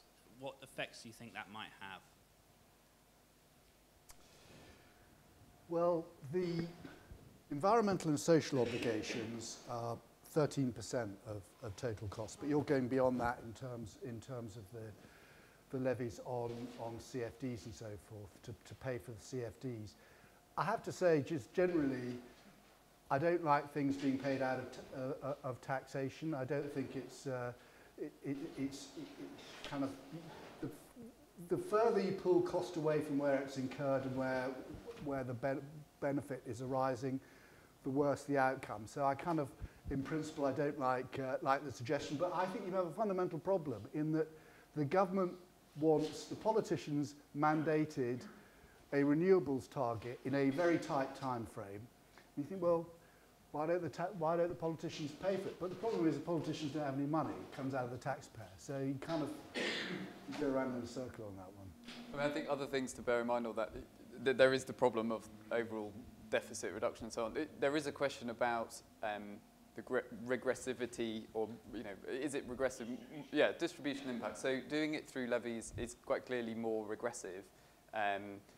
But yeah, if you want to move it into taxation, you need to find the money. And the other thing that does is it actually... It is, yeah. It might have a different distributional impact. The other thing it does is change the economics of energy efficiency and other things. So the moment you take those, if you pull prices right down, you effectively destroy some of the incentives to do certain things. So that's the other thing that needs to be borne in mind in that sort of question, really. I don't know whether anyone else wants to come in on that, or whether... Let's take another question. There's a gentleman here at the front. Perhaps for Professor Dieter Helm.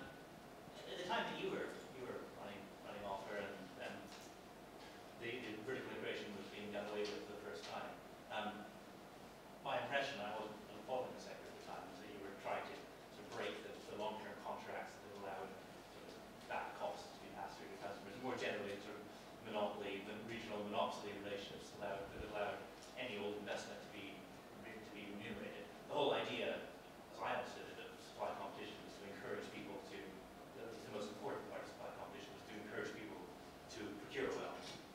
And in a new world where it's feed-in tariffs and CFDs and capacity options, and actually everybody's going to be procuring it more or less the same price in a few years' time. What's the point of the energy suppliers? Labour's been obsessed about getting rid of the time profits that they're making, which is really a bit of a sideshow. Surely the bigger question is what purpose are they supposed to serve and what? Well, you're right in describing what we were trying to do, which was to remove the monopoly protection of a franchise, so that if a regional company wanted to invest in a power station, it had to be able to sell that in competition with anybody else that could produce power. So that was certainly the purpose. And I think that has made the whole industry think very carefully about what they're going to invest in. And I agree with you that once, the greater the proportion of investments that are determined by the government via the capacity margin, that's going to reduce the scope. But I guess the suppliers still have to be thinking about what it is most sensible to invest in. I mean, the scope may be limited. My own feeling is that the capacity mechanism will go before competition will. So a subsequent government is going to have to explain why it's paying so much via the capacity mechanism for these additional fuels. That my guess is that the political pressures will be to reduce the role of the capacity mechanism rather than to abolish retail competition. Can I suggest a very cynical view of not an economic function of the electricity suppliers, but I think a Labour government would need the electricity suppliers because you blame the electricity suppliers for the price increases that your policies are generating. So I think there's that's a very cynical view, but they need the electricity suppliers for political reasons. Let's take another question. There was a question right at the back. In respect of budget, DEC has sometimes been described as a nuclear waste authority attached to a small climate change think tank. Or in other words, we're still paying for the mistakes of the last century today.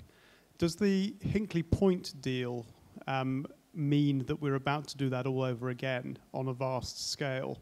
And is there anything about this that can be rescued in respect of market responses? We simply shouldn't do that deal.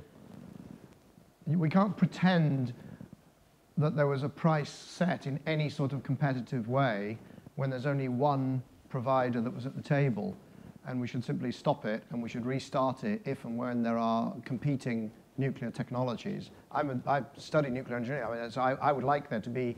I think that nuclear policy should be, number one, about retaining it where we've got it, rather than the sort of German approach, which is complete economic self-harm. But where there's a public support to build new, that's actually something we should definitely be doing it.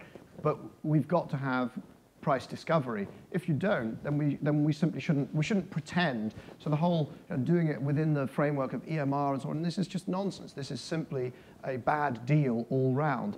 To your specific point about will we end up spending as much money decommissioning it and so on, I would like to think not, but who knows, that's a long time in the future. The bottom line, though, is that that is not a good price for power. If you gave almost anybody in this room the 24 billion and said, could we do energy efficiency that removes the need for 3.6 gigawatts of power, that would be a pretty easy thing to do. Right, so this is a really, really poor deal. Okay, let's take a couple more questions. Time for a couple more.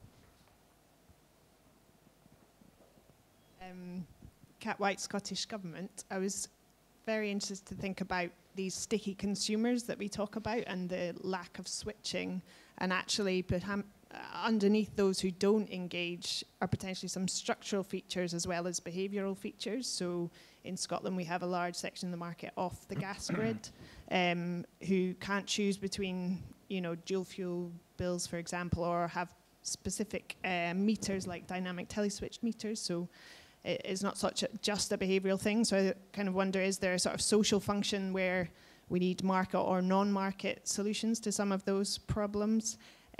Recognising that I think there is, this kind of midden of regulatory interventions, which is a good Scottish word still in use.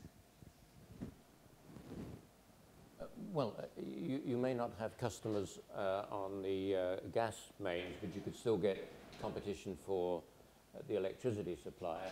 My sense actually is that in Scotland and in Wales for that matter, there's a little less enthusiasm for the market generally, greater trust in their own supplier, and less concern about not switching or switching away, so that the concerns that are expressed in England and Wales perhaps are excessive when applied to Scotland. So perhaps the problem is not perceived in Scotland as serious by the customers themselves as seriously as some allege it exists in England and Wales. Can I also suggest that this sort of slight obsession with switching feels very old school, if I might. And the reason is I never switched. And why? Because I thought, well, why should I go through the hassle? Somebody else can switch, and then the prices will have to, you know, so the benefits is let somebody else go through the hassle of switching, and I'll get the benefits of competition. And actually, one of the things that I'm going to do, probably tomorrow, is switch, right? Because that logic no longer works. And why it doesn't work is big data. Because everybody's now figured out that I never switch. And so what you now get is the people that switch. That's why the segmentation, I think, is not being addressed. Because now it's very clear. All of the utilities will know, all right, Liebreich, he's not a switcher, and then up his rates go every year, and somebody else who switches gets the benefit. And unless you, I don't know how you address that, but I think that's the new reality. What it means is that just saying, oh, we got 25% switching, so that'll be okay. No, that 25% will do fine. The rest will really, really do badly. And I think we need new entrants, new services, new technologies, just a much more dynamic, competitive environment. I don't, you know, how you achieve that, I don't know. Density of suppliers be a concern. Would So in Scotland, we have a kind of big three rather than a big six, and we have a lower penetration in independents. Although I speak to OVO today, and they are, you know, a bit coming to Scotland now. So, and I know there's a great loyalty to those the hydro and maybe that's not a problem. That's a preference as well to have that stability and customer service if that's what they value. But I think this idea of a backstop or something, you know, is there still a social function that's missing in the market? Or one of the interesting things for me on switching is that at the moment it actually makes quite a lot of sense to switch. I just switched, and I think I saved loads of money, and that's because the market is falling. So in this falling market, there's lots of new entrant suppliers who haven't hedged, and their costs are genuinely lower than the other ones, so they can offer me a better deal. I question what will happen when that stops being the case in, say, you know, a few months' time, and those old hedges kind of run out. So what happens then to those suppliers? You know, are they still competitive or not? We might actually see that the penetration that's gone on sort of caps off, really, because they no longer have that advantage over the incumbents. Yeah, I mean, I think they call them discount. Yeah. Yeah, absolutely. I think we've got time for one more question, then we'll invite Caroline Flint to the stage. If anyone's particularly keen to ask a question, there's one at the back there. Just a quick one. With all the talk about decarbonisation and so on, does the panel think that the UK is going to meet its 2020 targets at all?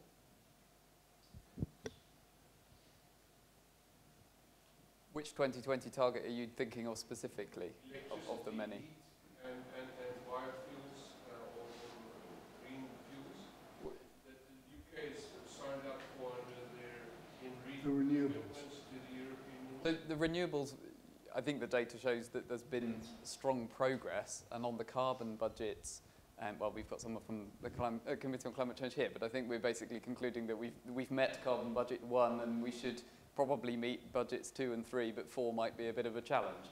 So on the target, on the renewables, there is still stuff to do on the heat and transportation. We're way behind what we thought, what we said we would do on that. But on a lot of other targets that we have, I think we're making material progress, unless anyone has a... You know, heat and transport is 65% of your energy consumption. So if you're not making progress there, but the answer is yes, maybe for electricity. So, but the only thing that matters is on this is the decarbonisation. It's the carbon. So, I mean, I think this idea of having a target for this and a target for that and a target for that, all done through some arcane negotiations over in Brussels, is an absurdity.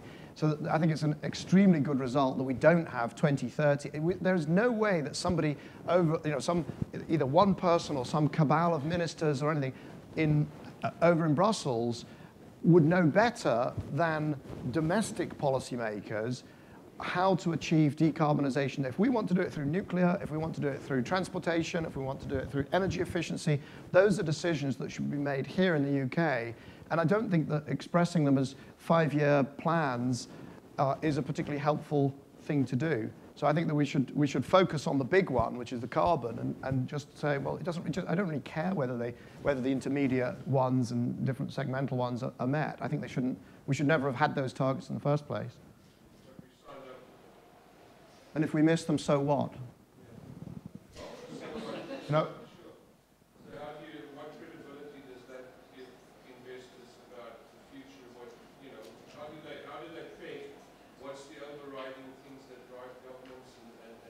if you want house-trained investors that spend their time lobbying and only sell into heavily regulated markets, then having infinite numbers of targets is the right way to do it, if that's the answer to your question. That's not, but it's not competitive, innovative business. I think we're going to have to close the panel discussion there. So if you'd like to just say thank you to the panel speakers.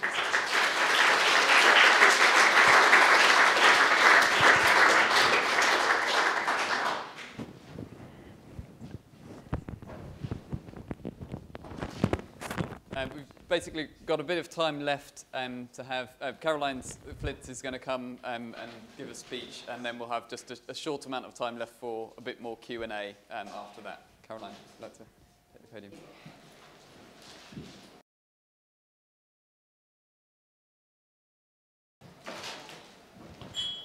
Just better put my microphone on, haven't I? There we go. Well, Richard, thank you for that introduction. It was very good to sort of hear the last part of that panel discussion.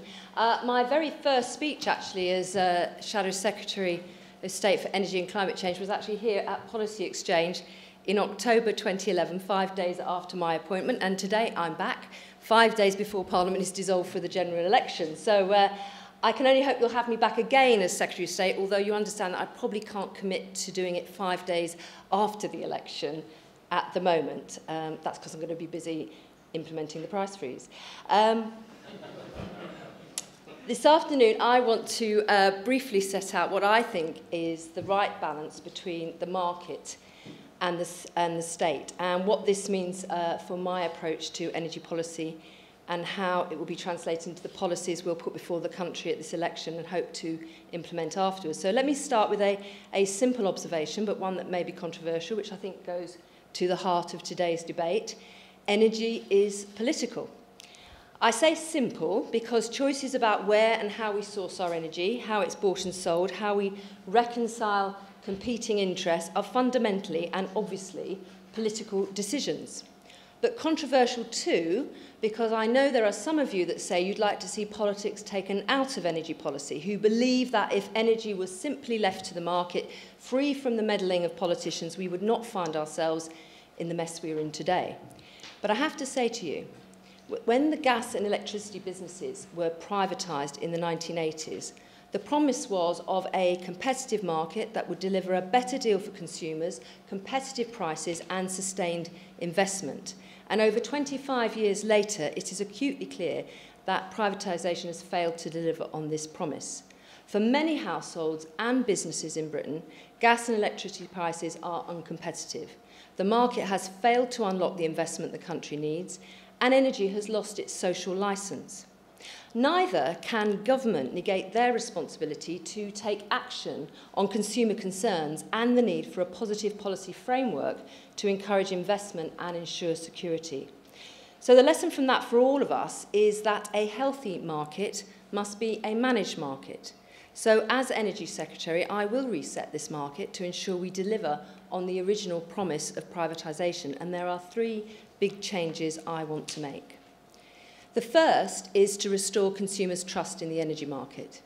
In the next few decades, there are going to be big structural changes to our energy supply and to our economy, and we will only secure the public's consent for them if there is fairness in the way our energy market is run. But mis-selling, predatory pricing, poor billing, failing to pass on falls in wholesale costs, all these things and a lot else beside have done huge damage to public trust in the energy sector. Now, no one, I'm not, suggesting these problems have only existed in the last few years. But as energy bills have risen so sharply, and under the current government they have risen twice as fast as inflation, 4 times faster than wages, and faster than almost any other country in the developed world, it has brought these problems into focus. There is no such thing as a market free from rules, and ultimately it falls to government to set the framework within which markets operate. That is why the next Labour government will freeze prices until 2017, so that bills can only fall and not rise, and give the regulator the power to cut bills by winter. Yes, it's about compensating consumers for overcharging in the past. Yes, it is about protecting consumers while we reform the market. but it's also a line in the sand. It tells the companies that the days of overcharging and mis-selling and poor, very poor customer service in some circumstances are over. And it tells consumers that the rules of the game have changed for good. While the freeze is in place, we will reform the energy market to make it more competitive and transparent. And we've already proposed a number of significant reforms to do this. A pool or power exchange for all electricity to be traded in, a ring fence between the generation and supply arms of vertically integrated energy companies, and a tough new regulator with new powers, including the power to force suppliers to pass on reductions in wholesale costs and to strip suppliers of their licences if they repeatedly mistreat their customers, as well as new powers to protect off-grid households and small businesses. Now, of course, the Competition and Markets Authority will undertake its independent investigation and come to its own conclusions. But if there are things that we could do now to improve this market, to make it work better for consumers, then the work starts now. My second objective is to protect consumers as far as possible from the effects of future price rises. Britain has among the least energy efficient households anywhere in Europe, leaking heat from their doors, walls and windows. As a result, even though Sweden has higher energy prices and colder winters, energy bills there are actually lower than in the UK. That's why last year I announced a comprehensive long-term plan using a combination of regulation, reform and incentives to upgrade Britain's housing stock and help households insulate themselves from rising energy prices. We will have home energy reports for 500,000 homes a year because 2/3 of households have actually never had one. An end to the stop-go cycle of energy efficiency programmes, which last just 2 or 3 years and are constantly chopped and changed. We'll use the last 2 years of the ECO scheme to plan a proper transition to our new programme, starting in 2017, which instead of lasting just a couple of years, will be a 10-year plan. Each year, it will offer help for at least 200,000 households who are in or at risk of fuel poverty to upgrade their homes, saving them on average over £270 a year from their energy bills. For households that are able to meet their costs, we'll offer up to £1 million interest-free loans for home improvements over the course of the next Parliament. And for people who rent their homes, we will set new standards for landlords to get cold and leaky properties up to a decent standard by 2027. That's 5 million homes in 10 years, and that's my baseline, and it can all be delivered within the government's existing budget that it has access to. My plan, I believe, lays the foundation for a transformative approach to energy efficiency, and because we know this is a long-term task, beyond even 10 years, we will designate energy efficiency as a national infrastructure priority under our proposed National Infrastructure Commission. The third thing I want to do is to provide a clear long-term policy framework and give businesses the confidence they need to invest. Government itself cannot make these investments, businesses must. But government is critical to set the policy to support the sectors and types of businesses to underpin our future success as a country. By the end of this decade, we need to find about £100 billion to invest in our electricity infrastructure alone. But according to the Cross-Party Environmental Audit Committee, investment is currently running at about half the level it needs to.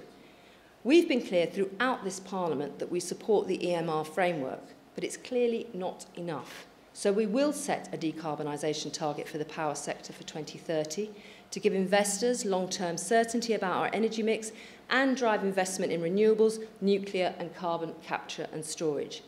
And alongside this clear direction of travel from government, it is vital that we secure the finance to create and de-risk investment. And I believe the Green Investment Bank, which I think has done a pretty good job actually, but could do more because it's hampered in its ability to operate at the present time. So we will give it the powers to borrow and the freedom to act as a bank capable of attracting new investment, including enabling individuals to invest through green bonds. This will enable it to offer a range of financial solutions to accelerate the rate of private sector investment in clean energy. And to help ensure our country has a secure energy supply for the future, we will establish a new dedicated energy security board. Currently, no single institution has responsibility for establishing what our future capacity needs are and developing a strategy for meeting them. This is divided up, as I'm sure you know, between DEC, Ofgem and the systems operator within the national grid. Now, given the pressures on our existing generation capacity, I believe there's an urgent need to give security of supply a much clearer institutional focus, which is why we are proposing to establish an Energy Security Board with a statutory responsibility to plan for and oversee our long-term energy needs. The headlines may have focused on our energy price freeze, but behind the headlines is a comprehensive, workable plan to create a genuinely competitive market that works for Britain. And where government takes greater responsibility for enabling the investment that will guarantee our energy for generations to come. Long after January 2017, I believe Labour's new architecture for our energy market will ensure our energy supply is cleaner, more secure, more affordable and more trusted. That is what a managed market looks like. And it offers tremendous potential benefits, not just to the public, but to the energy industry too. Because if the energy industry can treat its customers better and open itself up to greater scrutiny, and if it can show that it's doing everything within its power to shield its customers against rising prices and share the benefits of them when they fall, then that puts a responsibility back onto consumers to do everything they can to manage their energy usage, and on politicians to take the right decisions for the country and to explain our choices to the public. Thank you.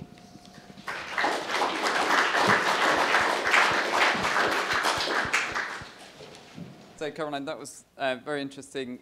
Raised a number of questions in my mind, which I'll just ask a few and then open it up to the audience for some questions.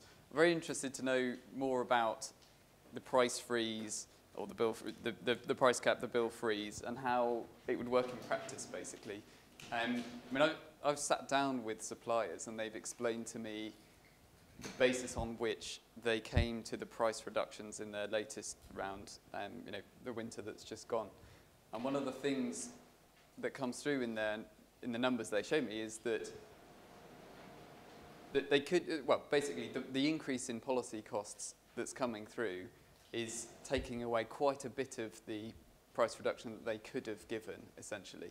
So wholesale prices are falling, and they have hedged, so they're limited in their ability to pass that on. But the extent to which they could pass that on is then offset by the fact that policy costs are going up. How is this going to work in a world where policy costs will continue to go up between now and 2020? Well, Richard, it always interests me that whenever wholesale costs fall, they've got 101 reasons why they can't share some of that benefit with their customers. And I'm sure we'll come to it in questions, so I'll wait. But there was quite an interesting, I think, exchange you had before on the panel about the market segmentation that exists and why existing customers don't benefit. But when they do have some cash to spare, they use it to entice new customers in. So we might come back to that in questions, so I won't dwell on that. But I do think it's interesting. And of course, in 2011, Ofgem did do a report in which it talked about the rockets and feathers argument and said there was some evidence that there was a problem here. I think in their 2014 report, they basically reconfirmed what they said in 2011 about this particular issue and said it was getting worse. And I mean, just to say to you, just maybe share you something from the Mirror, families have seen fuel prices rise by 21%, putting average gas and electricity bills at a staggering £1,300 a year. But the mild weather this autumn and falling industrial demand as the economy falters will create a glut in cheap power. Since peaking in August, wholesale gas prices have plunged by 12%. Yet energy bills for hard-up households facing the biggest squeeze on spending since the 1930s have seen their bills never higher. That was in December 2011. So this issue around the debate about wholesale costs, other costs on these companies, I think has been exacerbated to a certain extent by the lack of transparency in the system. I think Which, I don't know if anyone from Which is here this afternoon, but when they produced their report, and I know they've had conversations with individual companies, they looked at 5 different hedging strategies and still came out of it looking at the wholesale cost drops over the last 15 months and said that you could be expecting at least another 10% off bills. Now, I think, you know, and our data on the freeze is based particularly looking back at the information that is in the public domain was available, which showed there was a significant drop in wholesale costs back in 2009, over 40%, and we never saw that coming through to bills. But when wholesale costs go up, of course, then they use that to justify it happening the other way. We need to get to a place where the role of the regulator is very much focused on making sure we have as much transparency as we possibly can to better understand what is going on with these wholesale costs. I actually believe the electricity pool could help with that as well, because I think it will be a trading place where it would be much more open to looking at what a reference price for energy would be. And we do need to get a better sense of that. But I stand by our policy on this. We need to get this sector into a better place. And you cannot justify some of the differentials that exist, sometimes as much as £250 between some of the newer tariffs and offers they offer to new customers against the 75% of the customer base which is on a standard variable rate. It's just not fair. So I think, there's 2 points within that which I think you may, I can't remember where you came in the panel discussion, but there seem to be 2 things coming through quite clearly to me. One is this question of customer segmentation. Some people are being charged more than others, quite clearly. Question mark over whether that is competitive, whether that's fair, to whom it's fair. What is exactly the fairness question we're considering? But the other point we were talking about was really the kind of inexorable rise of policy costs. I was looking at some of DEC's own numbers earlier today, which show that prices, so forget the bills bit for a moment, but electricity prices will go up by 18% between now and 2020. So how are the suppliers going to cope with this? They're not making 18% profit margin on supply. They're making 3%. So even if they stop making any money on supply, they would, we might see a 3% improvement in price based on where we are. The policy costs are totally wiping that out. Well, it's interesting on this because obviously the wholesale costs are around half the cost of our bill. And of course there are other policy costs, there's the network costs and other things as well. But I think if you wrap it together, the costs on insulation and other environmental asks, and I accept that is an ask of government, is around £100 of the average bill of £1,200 to £1,300. So there is no way that these companies can just blame that part of the bill for bill increases of £300 that we've seen over the last few years. So, part of this, and of course, when it comes to the wholesale costs, they adopt their own hedging strategies in terms of how they operate. And one of the things is, of course, with the vertically integrated structure of so much of our market, where despite new entrants, the big 6 still dominate over 90% market share, they generate power, sell it to themselves and sell it on to us. And that's why I believe a firewall between their generation and retail side is very important. Some of them will say, and I'll take them at their word, that there isn't any gaming going on, if that's the right word, but let's make that transparent, let's make that clear. And we've got to have a system where there is a uniform sense of what that firewall should be, not 6 different varieties of what the firewall should be, because to be honest, the 6 variations of everything going on, which suits the companies, I don't think has helped the public reputation of energy. I wanted to ask one more thing, and then we'll open it up. And it was really about energy efficiency, where I think you have made a very strong play. I don't know whether you're aware, we did a report on that earlier in the year, and we were looking really at the shortfall in funding between what is being spent on fuel poor homes and what needs to be spent in order to hit the fuel poverty target by 2030. I suppose my question is, so we identified quite a substantial shortfall of £700 million a year. We're spending £500 million against a required spend of £1.2 billion. And the measures that you've suggested seem to take us probably about half of the way there between what we're doing at the moment and where we need to be. So I guess I'm interested in whether you have the appetite to go further beyond what you're already saying about how to repackage eco and actually really run at the problem. Well, I think that's a fair point. I'm not trying to suggest that my package means it's a job done and at all, but I do think it's right. Clearly we're in a tight financial situation, so I have to think, as all my colleagues across the Shadow Cabinet in all their different areas, about how we spend money to do the job.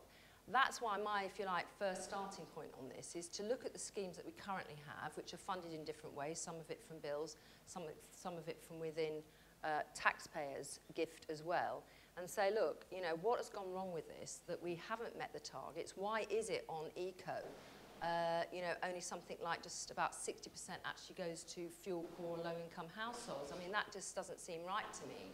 I think at one stage, and part of that was is there's sometimes a problem around the carbon reduction we want and wanting to help the most vulnerable people. And you can end up with a crazy situation where you can create an incentive to insulate a stately home because, you know, that'll give you more carbon reduction than doing a set of Victorian houses in a coal mining part of my constituency. So what we've said is, look, carbon reduction is important, but we want to do this in a different way. Now, the other big factor of a change is about the delivery mechanism for what we want to do. Because we're going to use the 2 years up to the end of ECO in 2017 to obviously work with colleagues across the energy sector, but at a local level as well, to say how could we better deliver this, but also with the amount of money that we can passport down into areas for them to deliver on, how can we get that pot to grow, because there's other money that could be available that come in. So I think a bottom-up approach and an area-delivered scheme, I think, can deal with some of the anomalies we have within the system, where you can end up in a street with 10 houses being done, but one because it's owned by someone in a poor neighbourhood not being done. I think it can bring in more money from the health service and others. But I think, importantly, to provide a better foundation, also with the other change we want to make for those who can afford to pay, for hopefully a better time thinking about what more we can put into this sector. But I think you cannot justify spending more money if the money we currently have access to isn't being spent properly. So, questions from the audience. There's a gentleman. Philip Self, the Energy Saving Trust. Obviously, the clue's in the name. We're delighted that you're coming tomorrow, aren't much emphasis on energy efficiency. A couple of observations, if I may. Prices have doubled in the last 5 years, more or less, and our concern would be that actually prices are likely to rise faster than our ability to help the poor and the vulnerable in terms of the sorts of measures that we're now putting into people's homes. And we heard just before you came from one of the previous speakers, and we would endorse it, that deep retrofit can lead to 60 or 70% cuts in energy use. So £600 or £700 per household. Now, you might say, well, ECO can't deliver that, there's not the money, there's a £700 million shortfall. But this is where I think we need to take energy efficiency as an infrastructure priority much more seriously. And I think there's a possibility by releasing the Green Investment Bank to release funds to invest in infrastructure, in energy efficiency. There's a triangulation, if not a circularity of that enables us to say that we start to invest, not in very small scale energy efficiency measures that may save for 1 year, just 1 year of the energy bill increase. This is likely to be future-proofed, it's good for the country, it's good for the individuals, and it's good for the environment. And I think there's something there that we really ought to investigate. Sorry, that was a statement. That's all right, Philip. I think I'm coming to see your organisation tomorrow down in Chiswick, aren't I? Yeah, that was a precursor. That was, and you weren't lined up for that anyway. No, I think it's very interesting. And just to maybe make the point, part of what we want to do in terms of, if you like, the fuel poor household, because what we're going to be looking at in terms of targeting is those in fuel poverty and those in risk of falling into fuel poverty, because one of the problems has been with other schemes, it's targeted the fuel poor group, and then having done that, it's not dealt with the sort of movement that goes on in terms of the people next door. So we're trying to deal with, that's a good example of some of the anomalies in the system. But the other thing is we want to go for a much bigger whole house retrofit, so that we can actually do more. And likewise with the private rented sector. I mean, 40% of housing benefit goes into the private rented sector. And those people are living in some of the most awful homes in the country when it comes to energy efficiency. And again, that's why we're looking to a standard C by 2027, because look, we want to work with landlords to get, to this, but we've sort of worked out in terms of some of our calculations. The government is sort of asking landlords to get to sort of, I think it's EF or whatever it is by 2018. But we've looked at some costings to think, well, do you know what? There will be changes down the road for these landlords. Why don't you work with us if we give you a bit more time, but to make a much bigger change in terms of the quality of the housing that you're provided in the private rented sector. So, I think this is about, as I say, and trying to think longer term about this, and what is the point of keep coming back time and time again to do a property when, you know, it's staring you in the face what needs to be done. And I think there are cost efficiencies within that that could be realised as well. And let's not forget the jobs that this sector can create as well, and the opportunities there. Okay, let's move to another question. Simon? Thanks, Caroline. I have a question about the Electricity Security or Energy Security Board proposal. We heard in the very first session this afternoon about how DEC had become something of a haven for lobbyists pitching their own pet projects. And I was wondering how you saw the Energy Security Board avoiding becoming a similar hub for people who are seeking to get a particularly overly conservative and potentially gold-plated kind of security of system supply in place, and how consumers would be protected from that, driving up costs. What was your name? Simon Moore. Simon.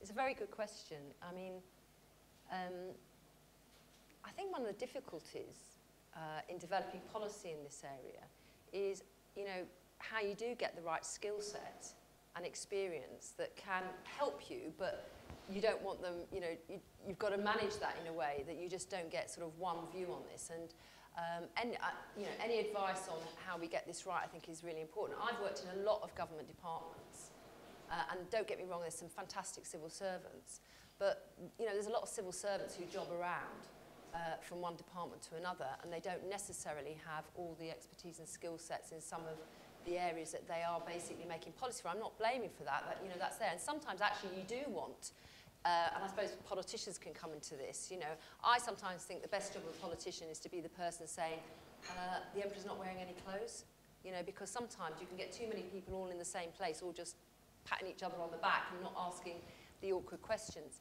So I think that is an ongoing process in which, you know, we must be responsible for checking how we're managing that.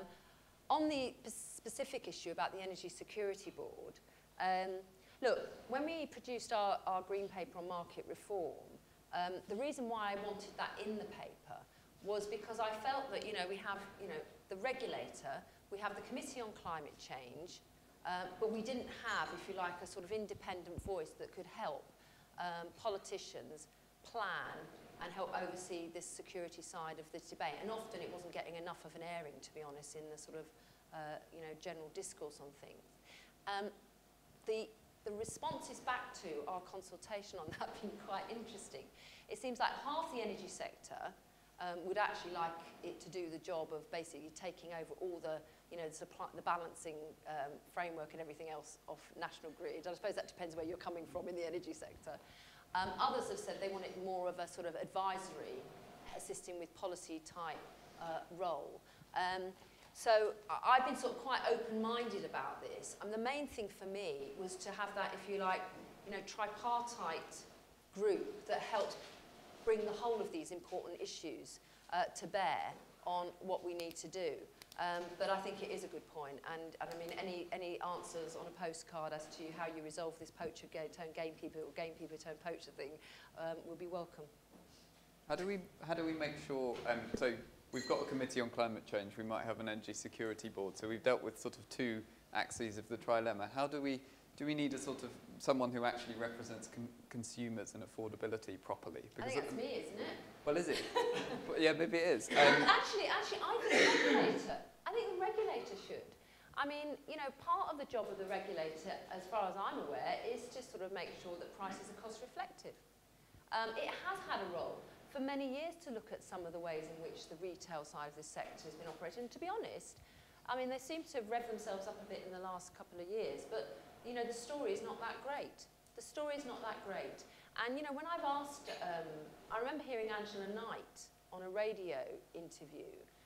Something had happened and there'd been a fine for one of the companies, I can't remember which, but, and when she was asked by the broadcaster, but if they knew this was wrong, why didn't they do something, why didn't they sort it out? And she said, well, you know, we just sort of, her answer was sort of like, we just wait to be told. Now, again, I think that might say something about a terrible situation where if you can get away with it, we'll get away with it, and we'll just wait to be told. And clearly, Ofgem was waiting far too long to tell some of these companies where they need to get their act together and sort things out. Because, you know, some of the things have gone on. I mean, you know, I haven't been sure of who things to point to over the years, and that's not because I'm making it up, it's because of some of the things they've done. I mean, what was it? Scottish Power only a few weeks ago was told that they couldn't actually trade for new customers for 10 days or 12 days because of problems they've been having. Empower has had similar problems with massive IT disruption, that if you were a government department, you would be hauled over the coals and probably whipped through the streets and be all over the Daily Mail on and everything like this. You know, there is massive problems in this retail side of this market. And when you think that it is incomparable in terms of the massive amount of investment on the generation side and the different complexities of generating energy comparing to retail it, it's just not acceptable. And so I do expect a regulator to be, you know, at the forefront of making sure that people are being asked to pay fair prices. I think we've got time for one more question. I don't know how long you can stay. Yeah, carry on. Should we take a couple? Or take Yes, a few? okay, let's take a couple at the same time. So we have a gentleman here, and then we have somebody right at the back. You referred to some skepticism about the supply margins that companies report, and whether it's 3 or 4 or 5%, or if possibly there's a bit of shifting between that and the generation sides of their business, they might be shifting some profits there. But at least as the companies report it, most of them aren't making much money on generation, indeed might be loss-making on generation also. So where do you think the third bucket in which they could be hiding the supply profits is? Is there another part of the business where that could be sitting? And then the second part of my question is, if that slush fund isn't as large as you think it might be, if it turns out after you get in and do the analysis that it's not that big, are you comfortable with the idea that your price freeze or price cut might actually push the companies into losses through 2017? Would that be a windfall tax, as it were, that you think it's warranted and that you're happy with? Or is that farther than you intend to go? Do you want to answer that? Why don't we Yeah, take a let's few? take. I think we do have to wrap up quite soon, so we'll take one more question, and then. Why don't we take? All right. You can actually. Right, quickly do them three. Yeah, there's 2 other people, so we'll. We decide yeah. who gets it. Yeah, sorry. Let's go. What would be your approach? What's your name? Ben Spencer from the Daily Mail. Dear. Nice to see you too. You know what I mean. There was a lot of talk earlier about renewables and how you pick winners on in terms of energy providers. What would be your approach to picking renewables? Would you have an approach of technological neutrality, or would you pick some, you know, offshore wind over onshore wind, or what's your approach to nuclear, for example? You've talked a lot about how people pay for energy, but you've also got a commitment to deal with climate change, which hasn't been touched on. So how would you go about that? Okay, fine. And there was one last question, right? The gentleman right at the back. Andy from BASF. You heard the previous panel and their comments on Hinkley Point. How are you going to reconcile being a consumer champion and keeping prices down if you're not prepared to shoot wasteful projects like that before they started? Okay. Let me do that, because that sort of links in as well with where the nuclear fits in. And by the way, just my comment at the Daily Mail is that the Daily Mail's covered lots of stories that we've been involved in over the last few years, and politicians should be hauled over the coals, and so should the energy companies as well. But anyway, just to say on this mixture that we've got, I mean, we have obviously the climate change set out framework about where we need to be in terms of reducing emissions, you know, so 80% by 2050. And obviously there's other targets there. We're setting up a decarbonisation target for 2030 as well, to as far as we possibly can, in line with the Committee on Climate Change recommendation, reduce carbon in our electricity supply. And we believe that's right for 2 reasons. One, that it helps us to decarbonise, but also we think it gives us sort of a long-term direction in terms of investing in cleaner energy, which a lot of the companies like Siemens and others also that's what they want. In terms of picking between the areas, I mean we supported a balanced approach to this, in that we decided under the last Labour government that actually nuclear should feature as part of the package. because of what it can contribute in terms of baseload, but also in terms of our own knowledge of that area. And it's going to be, if you like, replenished on the footprint of existing nuclear capacity. We are supporters of renewables, and I think the interesting thing about the renewable side is actually looking at what is affordable, but also can meet, you know, our decarbonisation targets. And there have been some, you know, pretty substantial movements in terms of price downwards in some of these areas. And, you know, onshore wind, you know, the prices have gone down in that area, as they have in solar as well. So, you know, these are, you know, you have to look at some of these issues around affordability. One of the things I have said to the renewable sector is we think it's could play a bigger part, clearly, of the mix. But I also want them to take on the challenge of how they bear down on costs as well to get them to a point where they're subsidy-free. And I think that's part and parcel of recognising that government has got a role to give certainty for investors, but also support some of these newer technologies. But it's a quid pro quo situation here as well about getting value for money and good deals.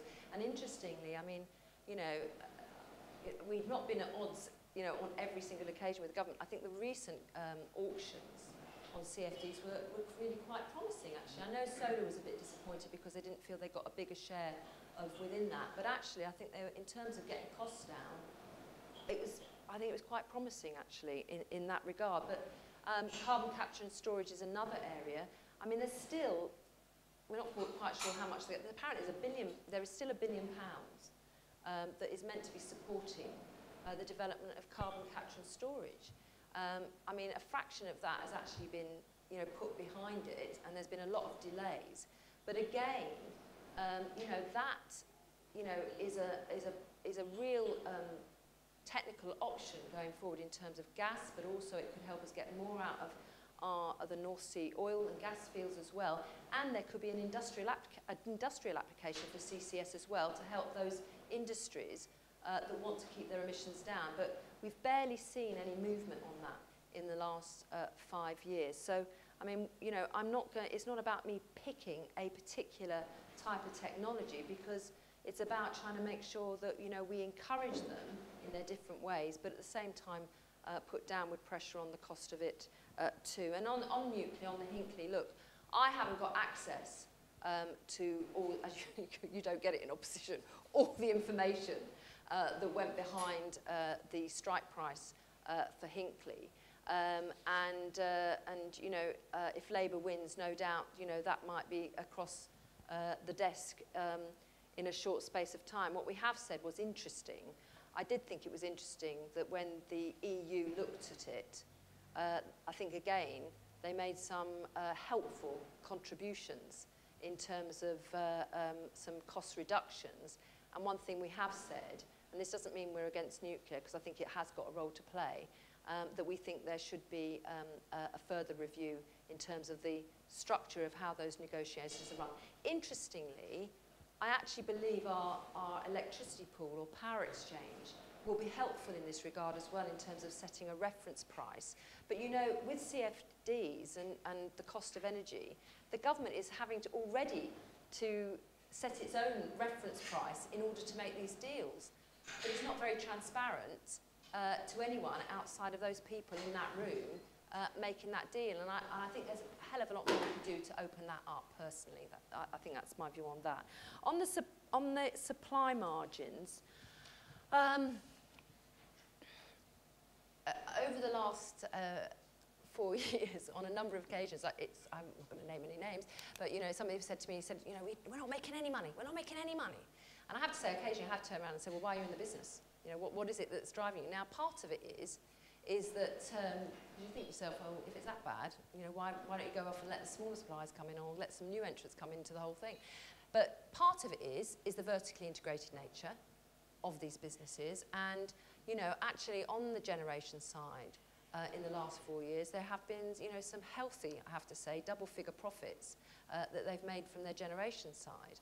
On the retail side, actually, my figures suggest to me that in the time that I've been in this job, the profit margins in that area have been more like sort of 4 or 5% rather than the 3% that you quoted. And actually the indications are that those margins are going to go up to maybe even up to 9% in some cases. Now, 3% is probably roughly the profit margins of our big supermarkets here in the UK. 3% is pretty much the profits of utilities across other parts of the European Union.